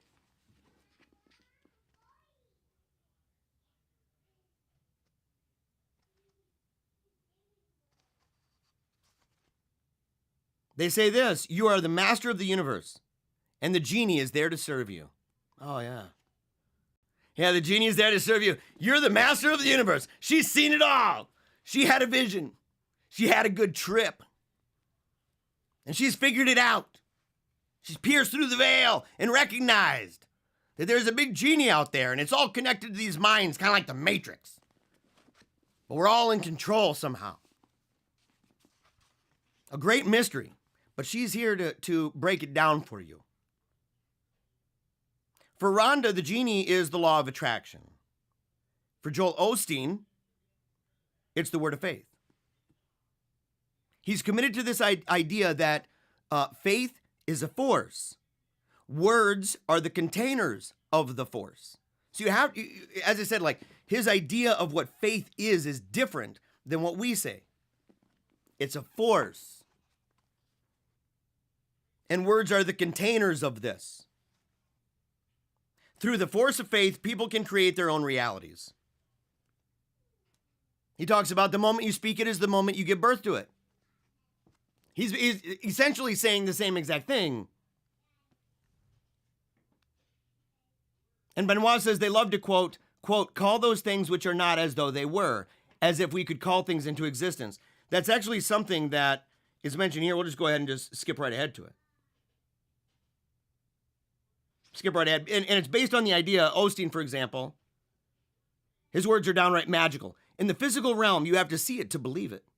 But God says you have to believe it, and then you'll see it. Now, I think that there is some truth to the idea that we believe in order to understand. So to that extent, I get some of that logic. But Osteen misinterprets to rationalize his views. For example, he says this, okay? He says that, let's look. The scripture tells us that we are to call the things that are not as if they already were. Romans 4:17. Let's go ahead. We're just going to look this up real quick. We're going to look up Romans 4:17 real quick. And we're going to read that and say, okay, let's go and see this. I mean, he's quoting scripture. Let's find out what's up with that.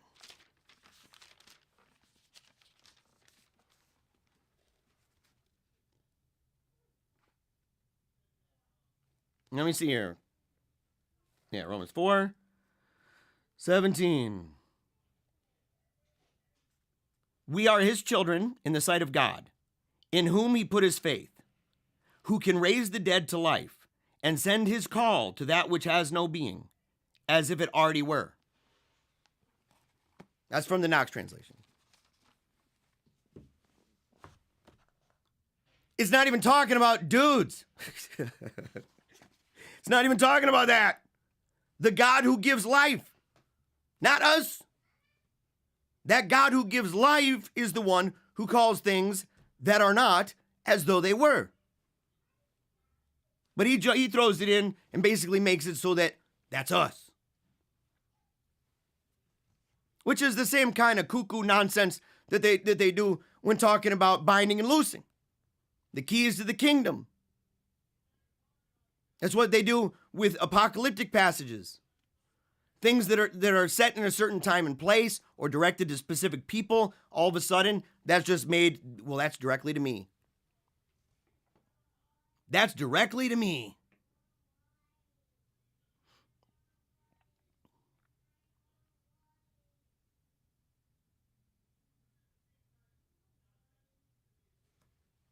And by the way, Vox says he's weary of Telegram.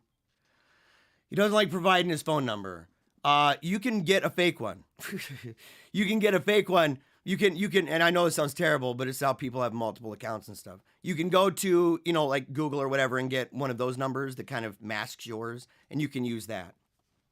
It doesn't require you to give your primary number at all. And if you have that, you can just leave that number for Google or whatever, and you'll get messages maybe through there. But if you're opposed to smartphones, stuff like that, that's no problem. I'm really critical of it too. I use my smartphone like a home phone.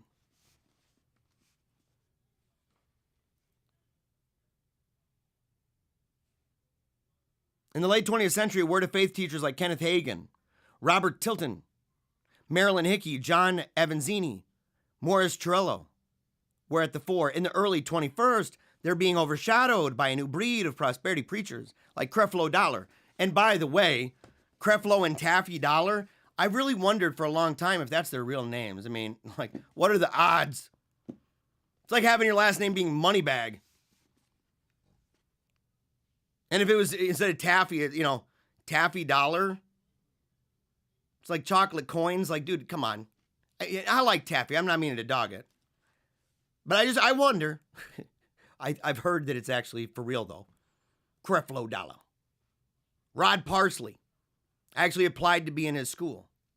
But I had not been a Christian long enough at the time. Okay, so they told me I had to wait a little bit longer. I was raised that way, but my conversion experience that I had to experience in 1996, it was not long enough after that. And I ended up going to CFNI anyway. Joyce Meyer, John Hagee, T.D. Jakes, and Paula White, who have increasingly become mainstream. Are you familiar with these people? They've got wild antics. I can appreciate some of Rod Parsley's antics. He had an event one time. He was on TV and he had a tent, a pup tent, on the stage there. And what ended up happening with that, he's like smoking. He's smoking, doing his thing on the stage in a church. He has a cigarette. He's making a point, but he understood how to use props. It's kind of like that guy. I forget his name. I think he's out of Grand Rapids. Resurrection Life. He actually uses like weights and stuff. So he'll talk and be like, we got to be strong in the Lord. And everybody's like, yeah. And he's like, put more weight on. Build yourselves up. Build each other up in the Lord.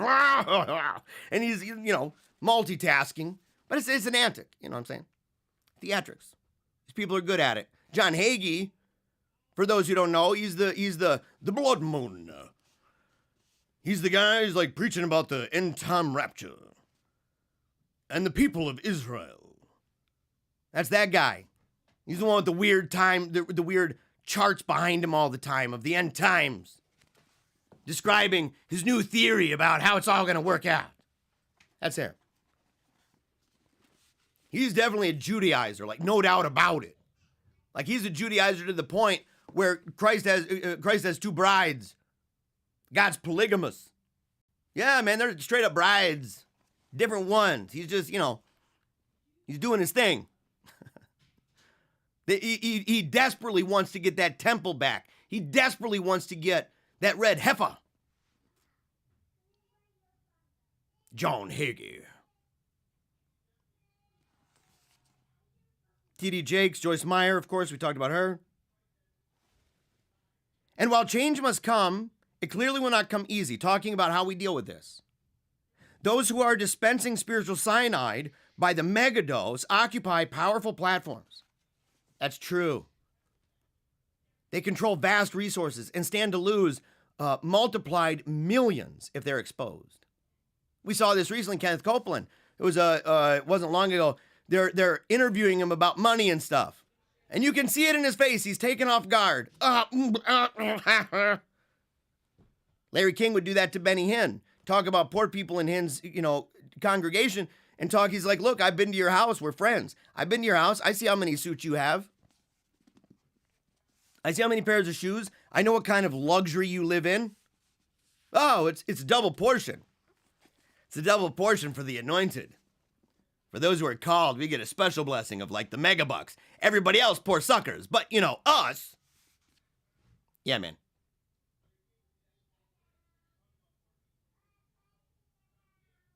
Yeah, all prots are Judaizers. I agree with that.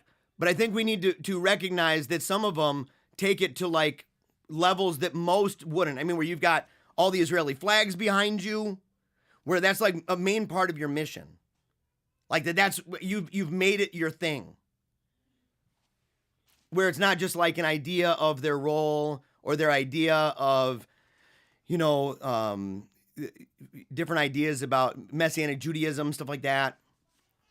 Or that they're the chosen people and that is not a commonwealth where we've been, we are part of that tree, that we are part of that commonwealth. And to that extent, there is no distinction anymore in that way. We've been adopted as sons.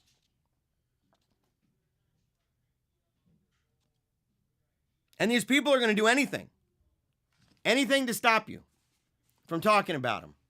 It'll be interesting. It'll be interesting if I start getting any flack from people. I'll let you guys know. We ain't backing down. Are you nuts? Paul Crouch, founder of the Trinity Broadcast Network, TBN, went so far as to suggest that if God does not kill heresy hunters, he will. And these quotes, what you're going to hear from this point forward in the show, in the last 25 minutes or so, 30 minutes. These quotes are things that you're going to be able to hear after the show on Telegram, because I'm going to play the video where you're going to be able to hear them in their own words, these different quotes that we're going to talk about. You're going to hear them in their own words say this. Benny Hinn took it a step further on TBN's Praise the Lord program. And think of the irony of that. It's a little odd that this is going to come on Praise the Lord. He said, "You've attacked me. Your children will pay for it." That's creepy, bro. You're coming after the kids. Oh, you're against me? You think that some of my beliefs are wrong? You're challenging my beliefs? Your kids are going to pay. Beware, buddy. What a freak. On another occasion, Hinn shouted, "If you care for your kids, stop attacking Benny Hinn. You're attacking on the radio all the time. You will pay. And your children will. Hear this from the lips of God's servant. You are in danger." Holy cow. Holy cow.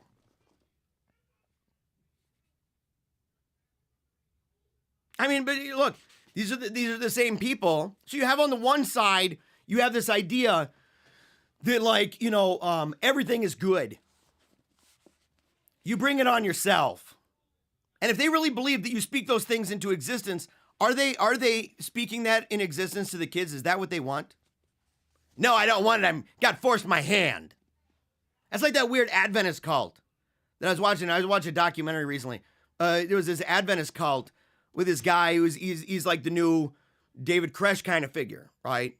And in fact, that may have been a divide between him and Koresh. I need to go back and look a little deeper into that. But he's got his own his commune, his cult. He's got his son's there. His son's kind of his right-hand man.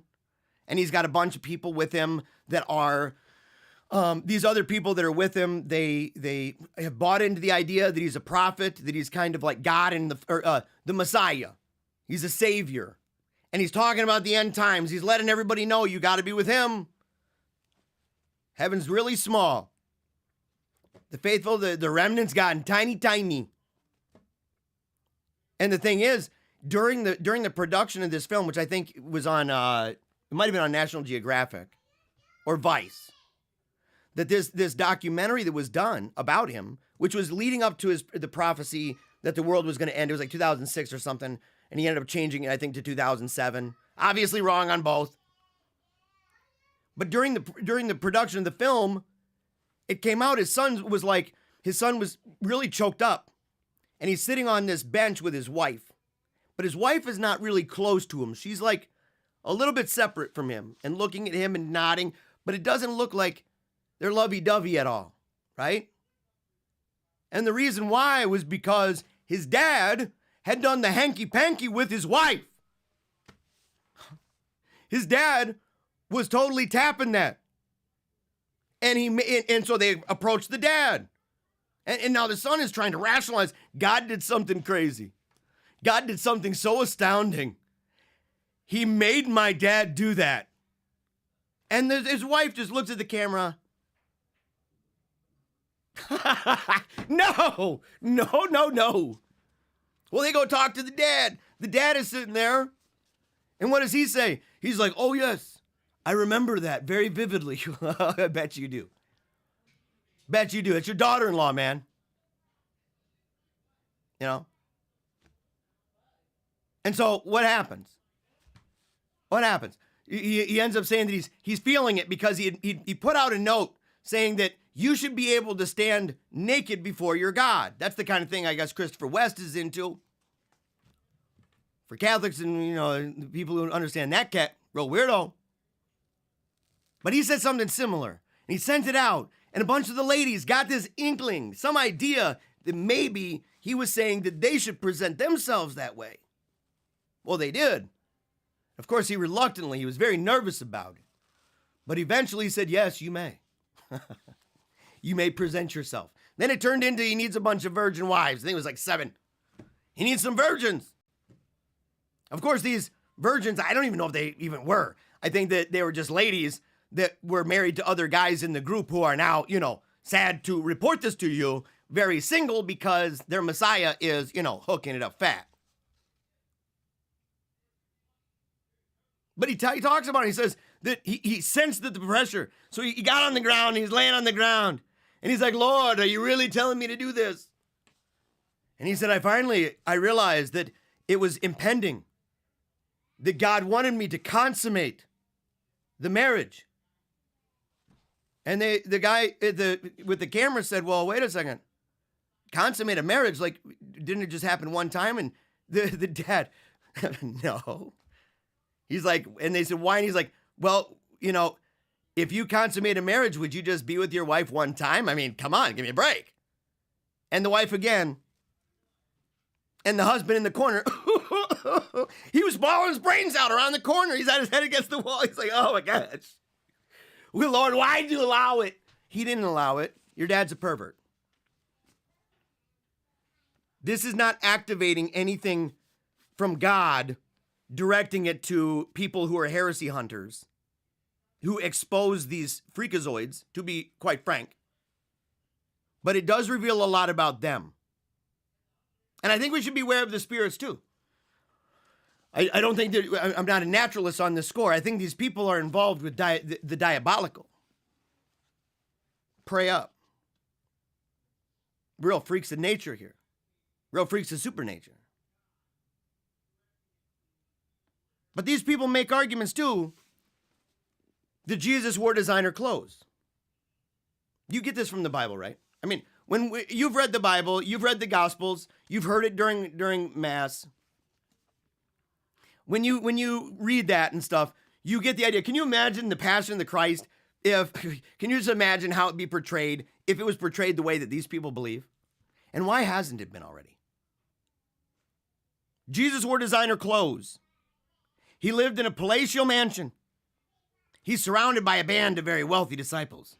In concert with New Thought gurus, such as Dr. Catherine Ponder, author of Dynamic Laws of Prosperity, they laud, quote, the millionaires of the Bible. As The Secret's Rhonda says, she goes further, quote, if you've been brought up to believe that being wealthy is not spiritual, then I highly recommend you read The Millionaires of the Bible series by Catherine Ponder. Let me say this. If you believe that it is impossible or that God is uninterested in anybody having any kind of wealth, I would strongly encourage you to learn of the saints who were in fact quite wealthy. It's difficult, but there's a hierarchy of things. Some people are called, in fact, to poverty. What would it be? What would it be if everybody was supposed to be that? What would be the utility of that? What would be the significance of the vow? It's part of our employment in our life is to make money. You have to understand the proper use of it, not to fall in love with it. We talked about that in the Lassance series, so I won't go against it or about it more here. In the glorious books, we're still quoting from her. In these glorious books, you will discover that Abraham, Isaac, Jacob, Joseph, Moses, and Jesus were not only prosperity teachers, but also millionaires themselves with more affluent lifestyles than many present-day millionaires could conceive of. Oh yeah, you'll see, you'll catch the vision. Where do you get this nonsense?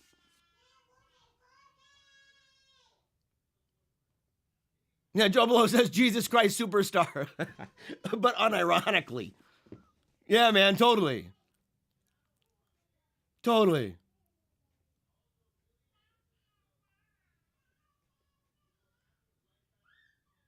Yeah. Let's see here. Oh, yeah, Romans 4:17. This would be from a different translation.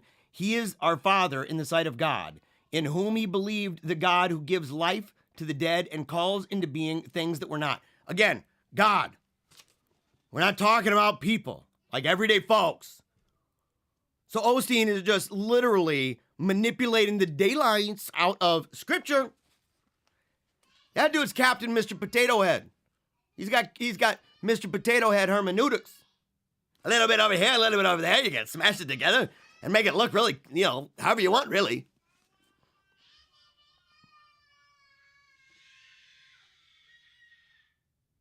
I don't know if you could hear my kids right there. They're what are they doing in there? Yeah. Let's see. What you will discover as you continue is so horrifying. Your natural inclination may be disbelief or denial, but I assure you that what I am communicating is painstakingly accurate and assiduously documented. Even those who do not share Christian Research Institute, CRI's worldview, would affirm our commitment to careful research, devoid of hype and sensationalism. I can attest to that. That's why I chose the book.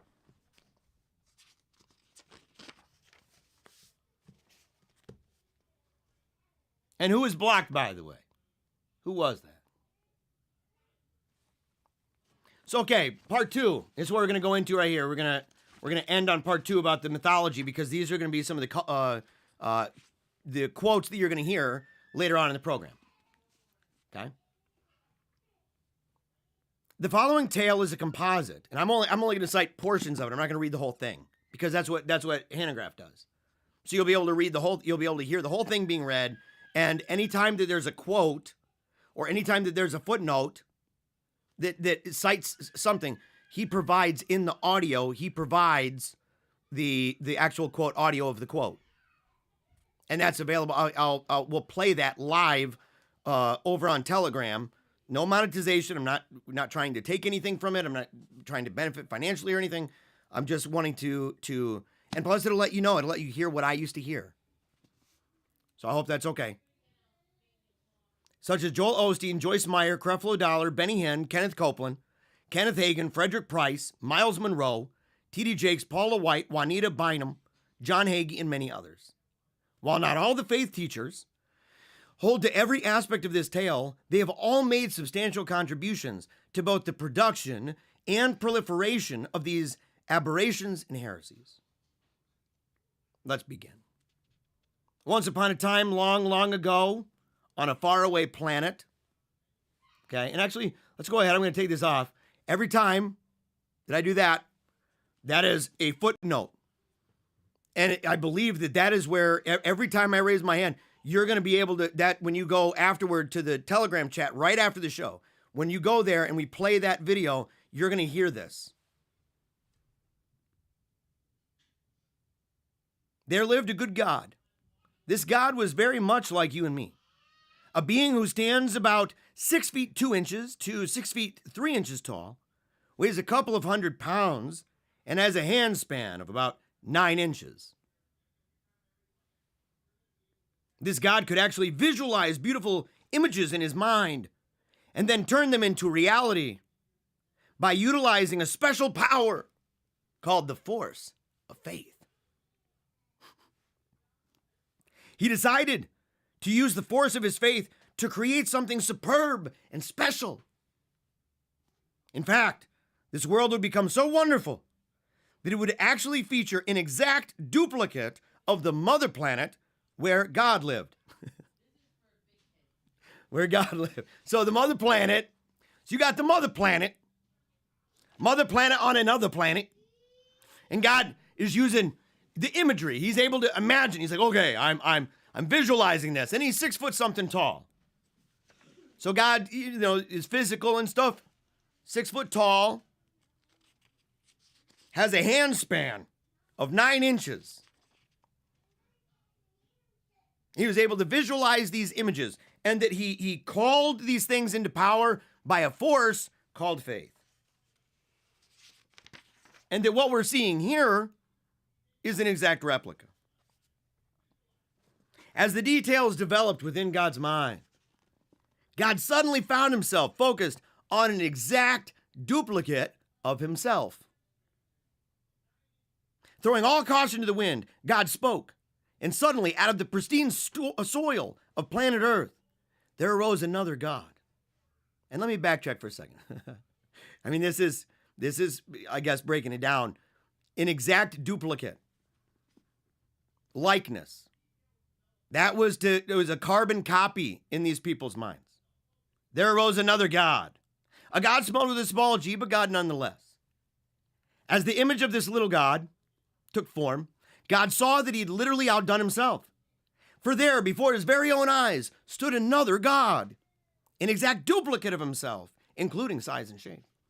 So now we know how tall Adam was, by the way.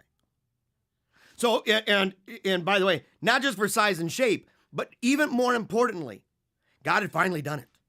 He had thought the unthinkable. And by his word of faith, God had created a creature that was not even subordinate to himself. You're going to hear them. God, this is blasphemous. Blasphemers. He gave him dominion and authority over the entire creation. Okay? As a matter of fact, this creature had so much power that his creator could do nothing in the earth realm without first obtaining his permission. Nothing. So they believe God was up there like, what am I going to do? I joke around about the idea of people who believe God's biting his nails, crossing his fingers. I really hope it works out. That's obviously a joke. That's obviously absurd, outrageous. These folks, they take it to the extreme. He's not biting his nails, hoping it'll work out. He's literally trapped outside. He can do nothing. Adam, on the other hand, was truly a super being. He could fly. He could fly like the birds and swim underwater like a fish. And that's not all. Without a space suit, Adam could literally fly through the universe. In fact, with just one thought, he could literally transport himself to the moon. To the moon! The audio on that particular one is... It's Benny Hinn, if I remember right. And he's talking to these ladies. And he's like, oh, listen, this is big news. I'm going to blow your mind. And they're like, oh, come on, Brother Benny. And he's like, I'm going to totally blow you away. You probably didn't even realize this. But Adam was able to fly. And they're like, what? Are you serious? Oh, my gosh. Amen. Come on now. And he's sitting there. He can fly. Why? Why was he able to fly? How could you have dominion over the birds? He had to be able to go up and, hey, what are you doing up here? And the fish, he had to be able to swim. He was Aquaman. So that way he could go down and be like, look, you fish are not doing what I'm saying. I have dominion over you. And that's their idea of dominion. What about outer space? Oh, yeah. Just with the power of his thoughts, he was able to transport himself And in fact, if I remember right, the claim is that he did. It's magical eyeball stuff. I mean, it's like the monocle out of the Cracker Jacks box. The bottom of the cereal box. Reaching, I got my monocle, Mom. I got my monocle. I'm finally going to be able to see what Benny Hinn sees.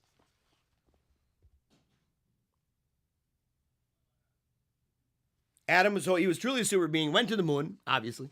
It's obvious truth, right? But then God realized this is not good, that he's alone. So he made Eve. This time, God had clearly gone too far. He had actually brought into existence the very beings that would one day get him kicked off the very planet that he created. Oh, man! How did God not see that? How did that happen? How in the world did he get kicked out of the planet? Oh! As incredible as it may seem, these super beings would one day turn on their creator and relegate him to the status of the greatest failure of all time. There's a quote about that too. There's a quote about that.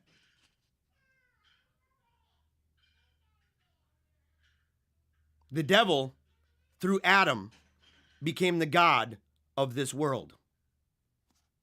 Alas, not only did Adam and Eve lose their nature as gods, but they were actually infused with the very nature of Satan himself.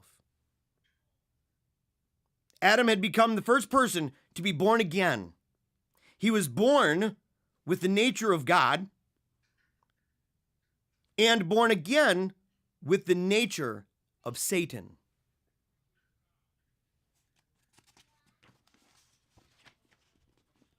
Blasphemy upon blasphemy, heresy upon heresy. Everybody, or Eve's body, which like Adam's was originally made to give birth out of her side, that's new, underwent a radical transformation.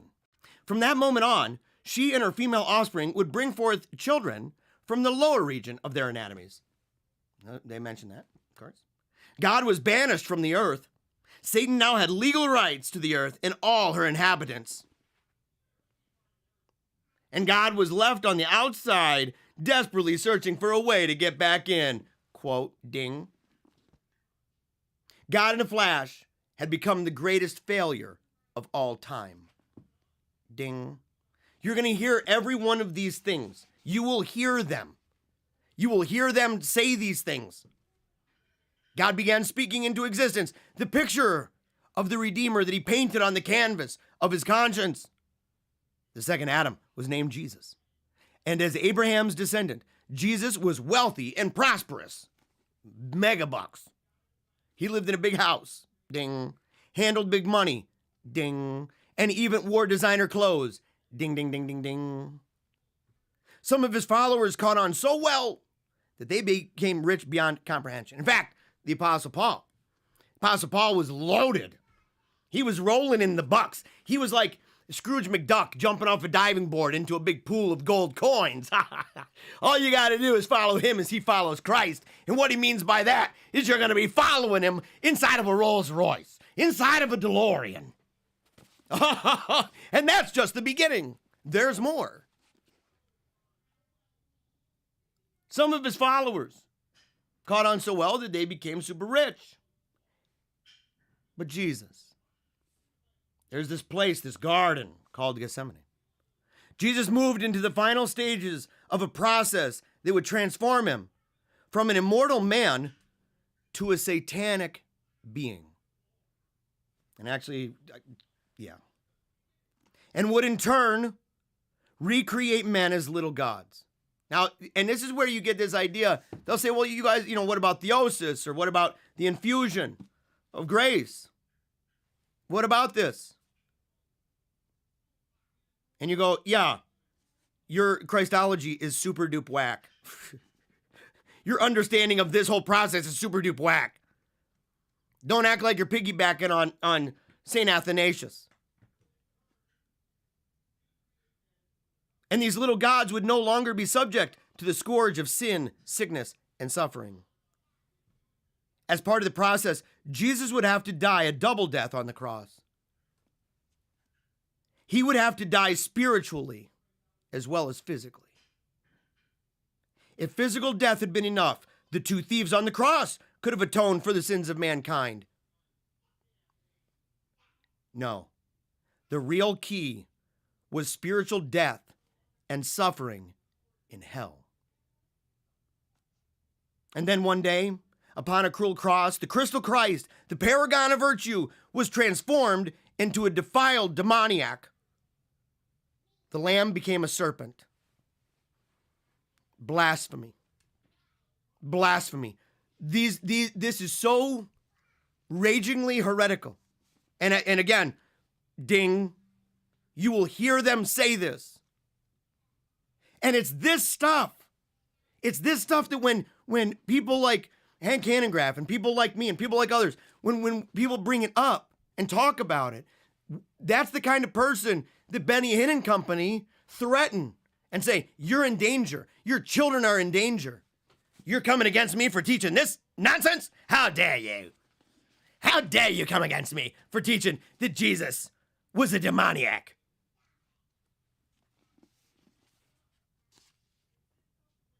Satanic. There, in hell, Christ was tortured by Satan and his minions, ding, and all hell laughed, ding.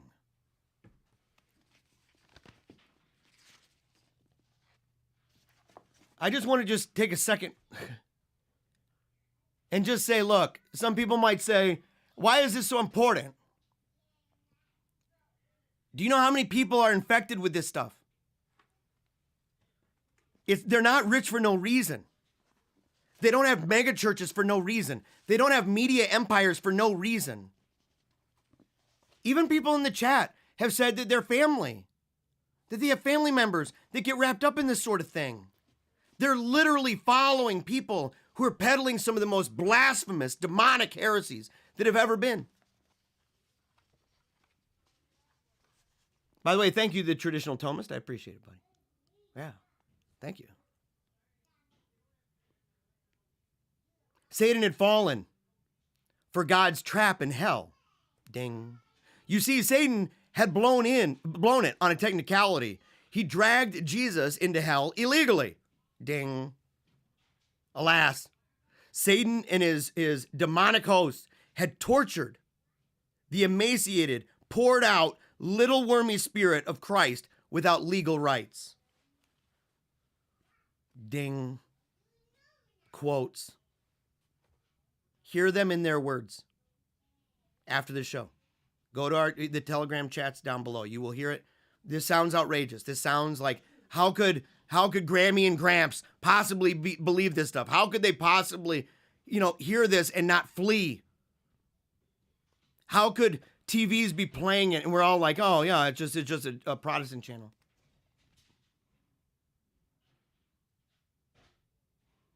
Suddenly, the twisted, death-racked spirit of Jesus began to fill out and come back to life. He snatched Satan's keys and he emerged from hell as a born-again man. Ding. But that's not all. As if you ever think it's over. As if you ever think you've reached and plumbed the depths of the nonsense known as word faith. Oh no. It's constantly, every day, unleashing more and more into the world. It is a terrible abyss. It is a wigwam of heresies. It's cranking it out left and right. It's a factory mill where every single day a new person has a new idea, a new twist on the passage, manipulating it, twisting it, turning it, spreading it, punching it in the face.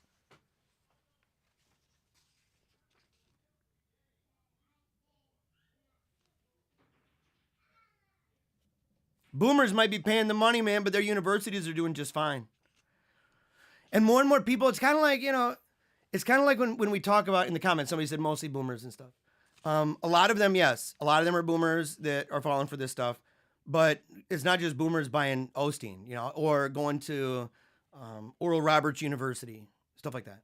But I think that it's one of these things where if we look at, let's say, for example, the seeker sensitivity movement. I think that this is something that you can go now and look up almost any popular Protestant church, even local. Like, I'm not saying like a mega church, I'm saying like, let's say in your town, there's a church that, has, let's say 500 people or 1,000 people or 2,000 people, whatever. And you go and you look at that church, barring certain ones, like your Presbyterians will still largely have their structure.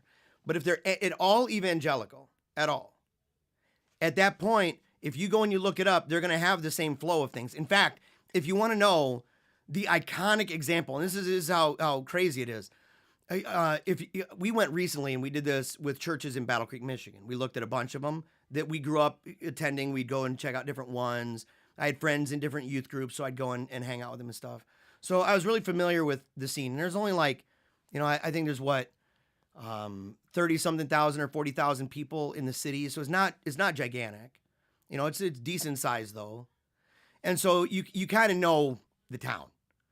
But there are churches there that stand out. Wesleyan Church, First Assembly, Dexter Lake, like those churches, they kind of stand out from the rest of them as evangelical in one way or another. We went and we looked and we checked them out just to see what they're up to now.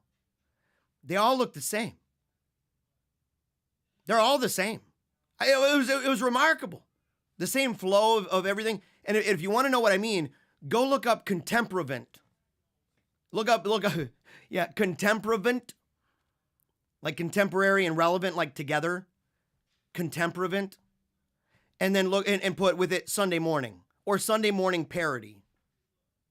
In fact, I can show that. I'll also show that if people remind me. I'll also show that in the chat after the show over at the Afterglow party over at Paleocrat Wolfpack chat on Telegram. Link in the description. But it spreads because that's a parody. It literally is making a joke and saying the way that it flows, right? It starts out with a song that's all happy as people are getting their coffee and sitting down. They're sitting there with their Starbucks or their fake Starbucks from the church. And they get to their seat, their comfy chairs, movie theater seats. And they sit down and they put their coffee down and the music starts playing and it's one that it gets the energy going. Everybody's like, yeah, man, woo, yeah. And they're all into it. They're getting that vibe, right? And then all of a sudden it kind of slows it down a little, more mid-tempo. They introduce a song that not everybody knows, but they kind of want to get it into the mix. So you got to start somewhere. So they started that mid-tempo, mid-section part.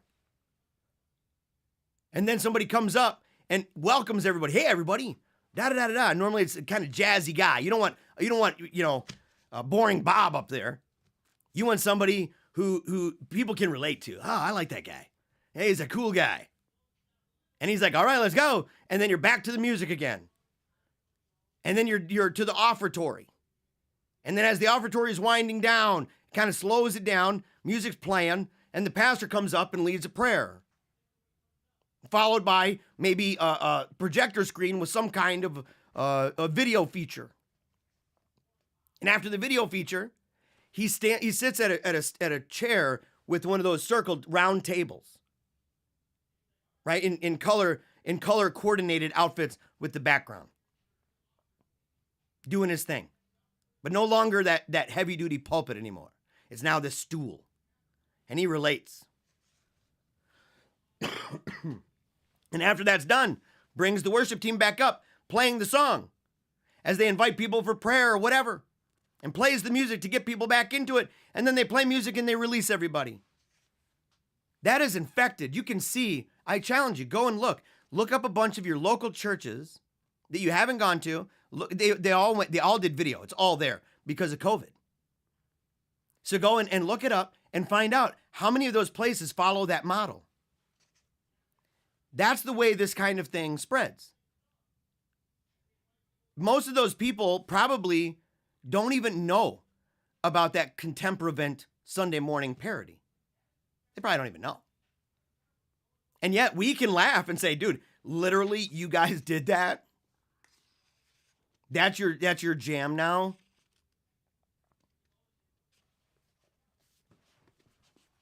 So it's not so much that I'm worried about TBN. I'm worried about the creative destruction of heresy and enthusiasm, and how we don't even realize sometimes how we get infected. But it is a good point, though. You bring up a true point.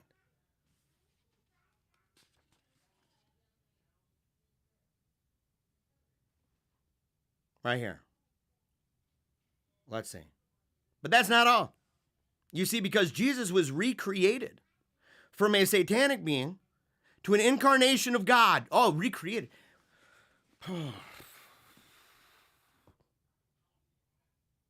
And that way you too can become an incarnation. As much as incarnation as Jesus Christ of Nazareth himself. As much, equally so. Consubstantial with the Father. And as an incarnation of God, you can have unlimited health and unlimited wealth.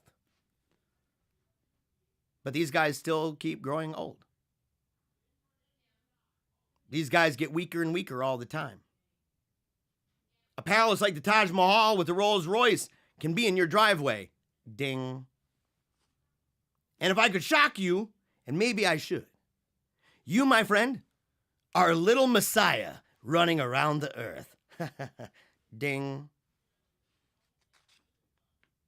All it takes now is to recognize your own divinity. You too can harness that force of faith. Never again will you have to pray, thy will be done. Ding. That's an immediate question I had.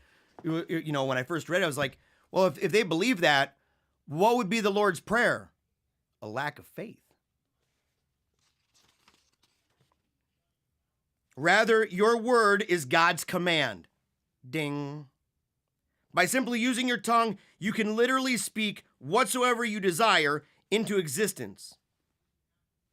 And then you can live happily ever after on this planet of prosperity. And he ends it here.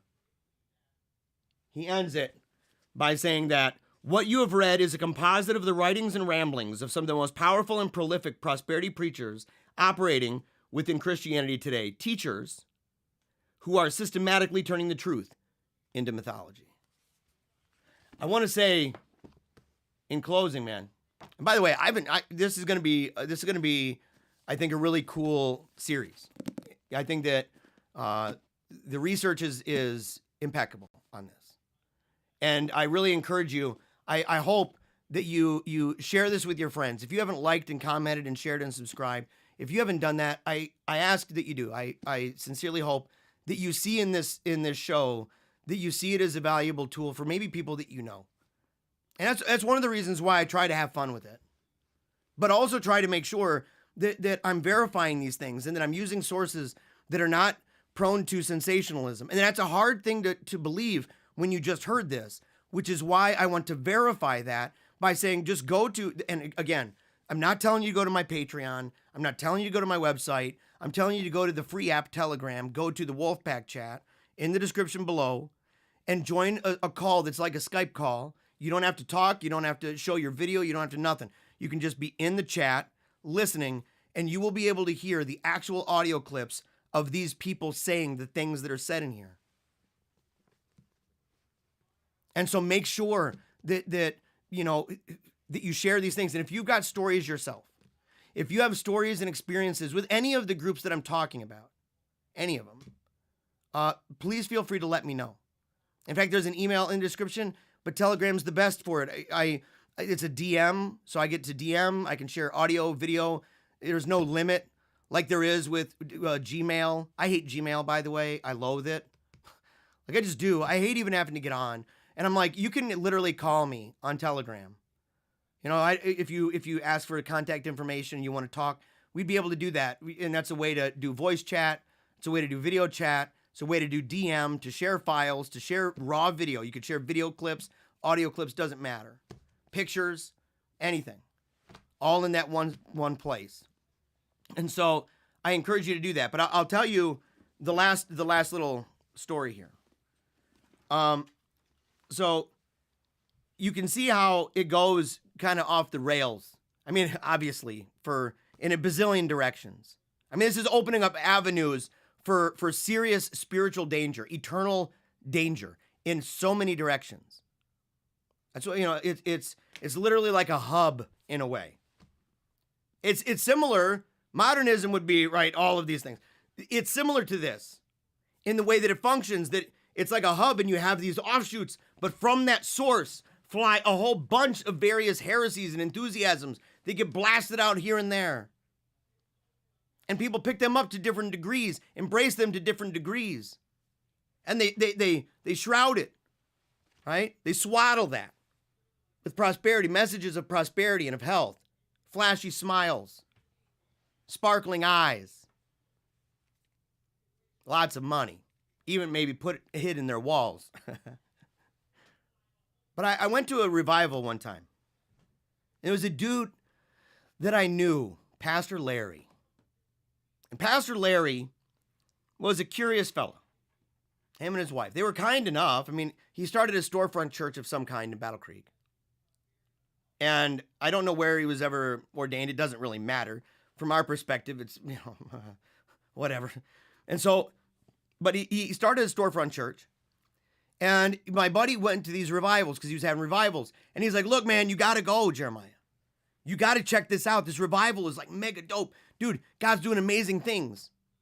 And I was in that zone where I had already started reading the Institutes of the Christian Religion. So I'd already started to kind of back away from Copeland, back away from Benny Hinn and all of them, and find myself increasingly into more, at least theologically minded circles, right?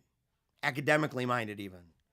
But I was still new to it. So I show up to this place because I'm still into the revivalism thing. I still want to be part of that. And I went, and there were people there with flashlights, and they were looking into each other's mouths with flashlights. And the reason for it was because God was doing these remarkable things, because apparently old fillings, you could get hurt from them. And so God was replacing it with pure gold.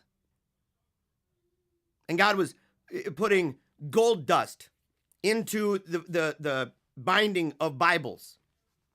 And people were blown away by the gold dust. They were looking in the sky, waiting for the gold dust to come down. And then Larry gets up. It's already fanatical. I'm like, wow. I walk into a place and they're, I think I see it. I think it's gold. Look closer. I'm seeing that. No, not yet. Lord. But then it gets to the point where Brother Larry is up there preaching. Pastor Larry. And he gets up there preaching, and he's doing the whole, genie in a bottle thing. That when you speak by faith, God is bound to do that. That's what he's preaching. And what does he do? He throws his Bible on the floor. All these people are watching. He jumps up, stands on the Bible, and says, you said it. I'm standing on your word. I command you. I picked up my Bible and I left the building right away. As soon as I saw that, I should have left when I saw that nonsense. I should have left. Okay. But I knew these guys. I knew them.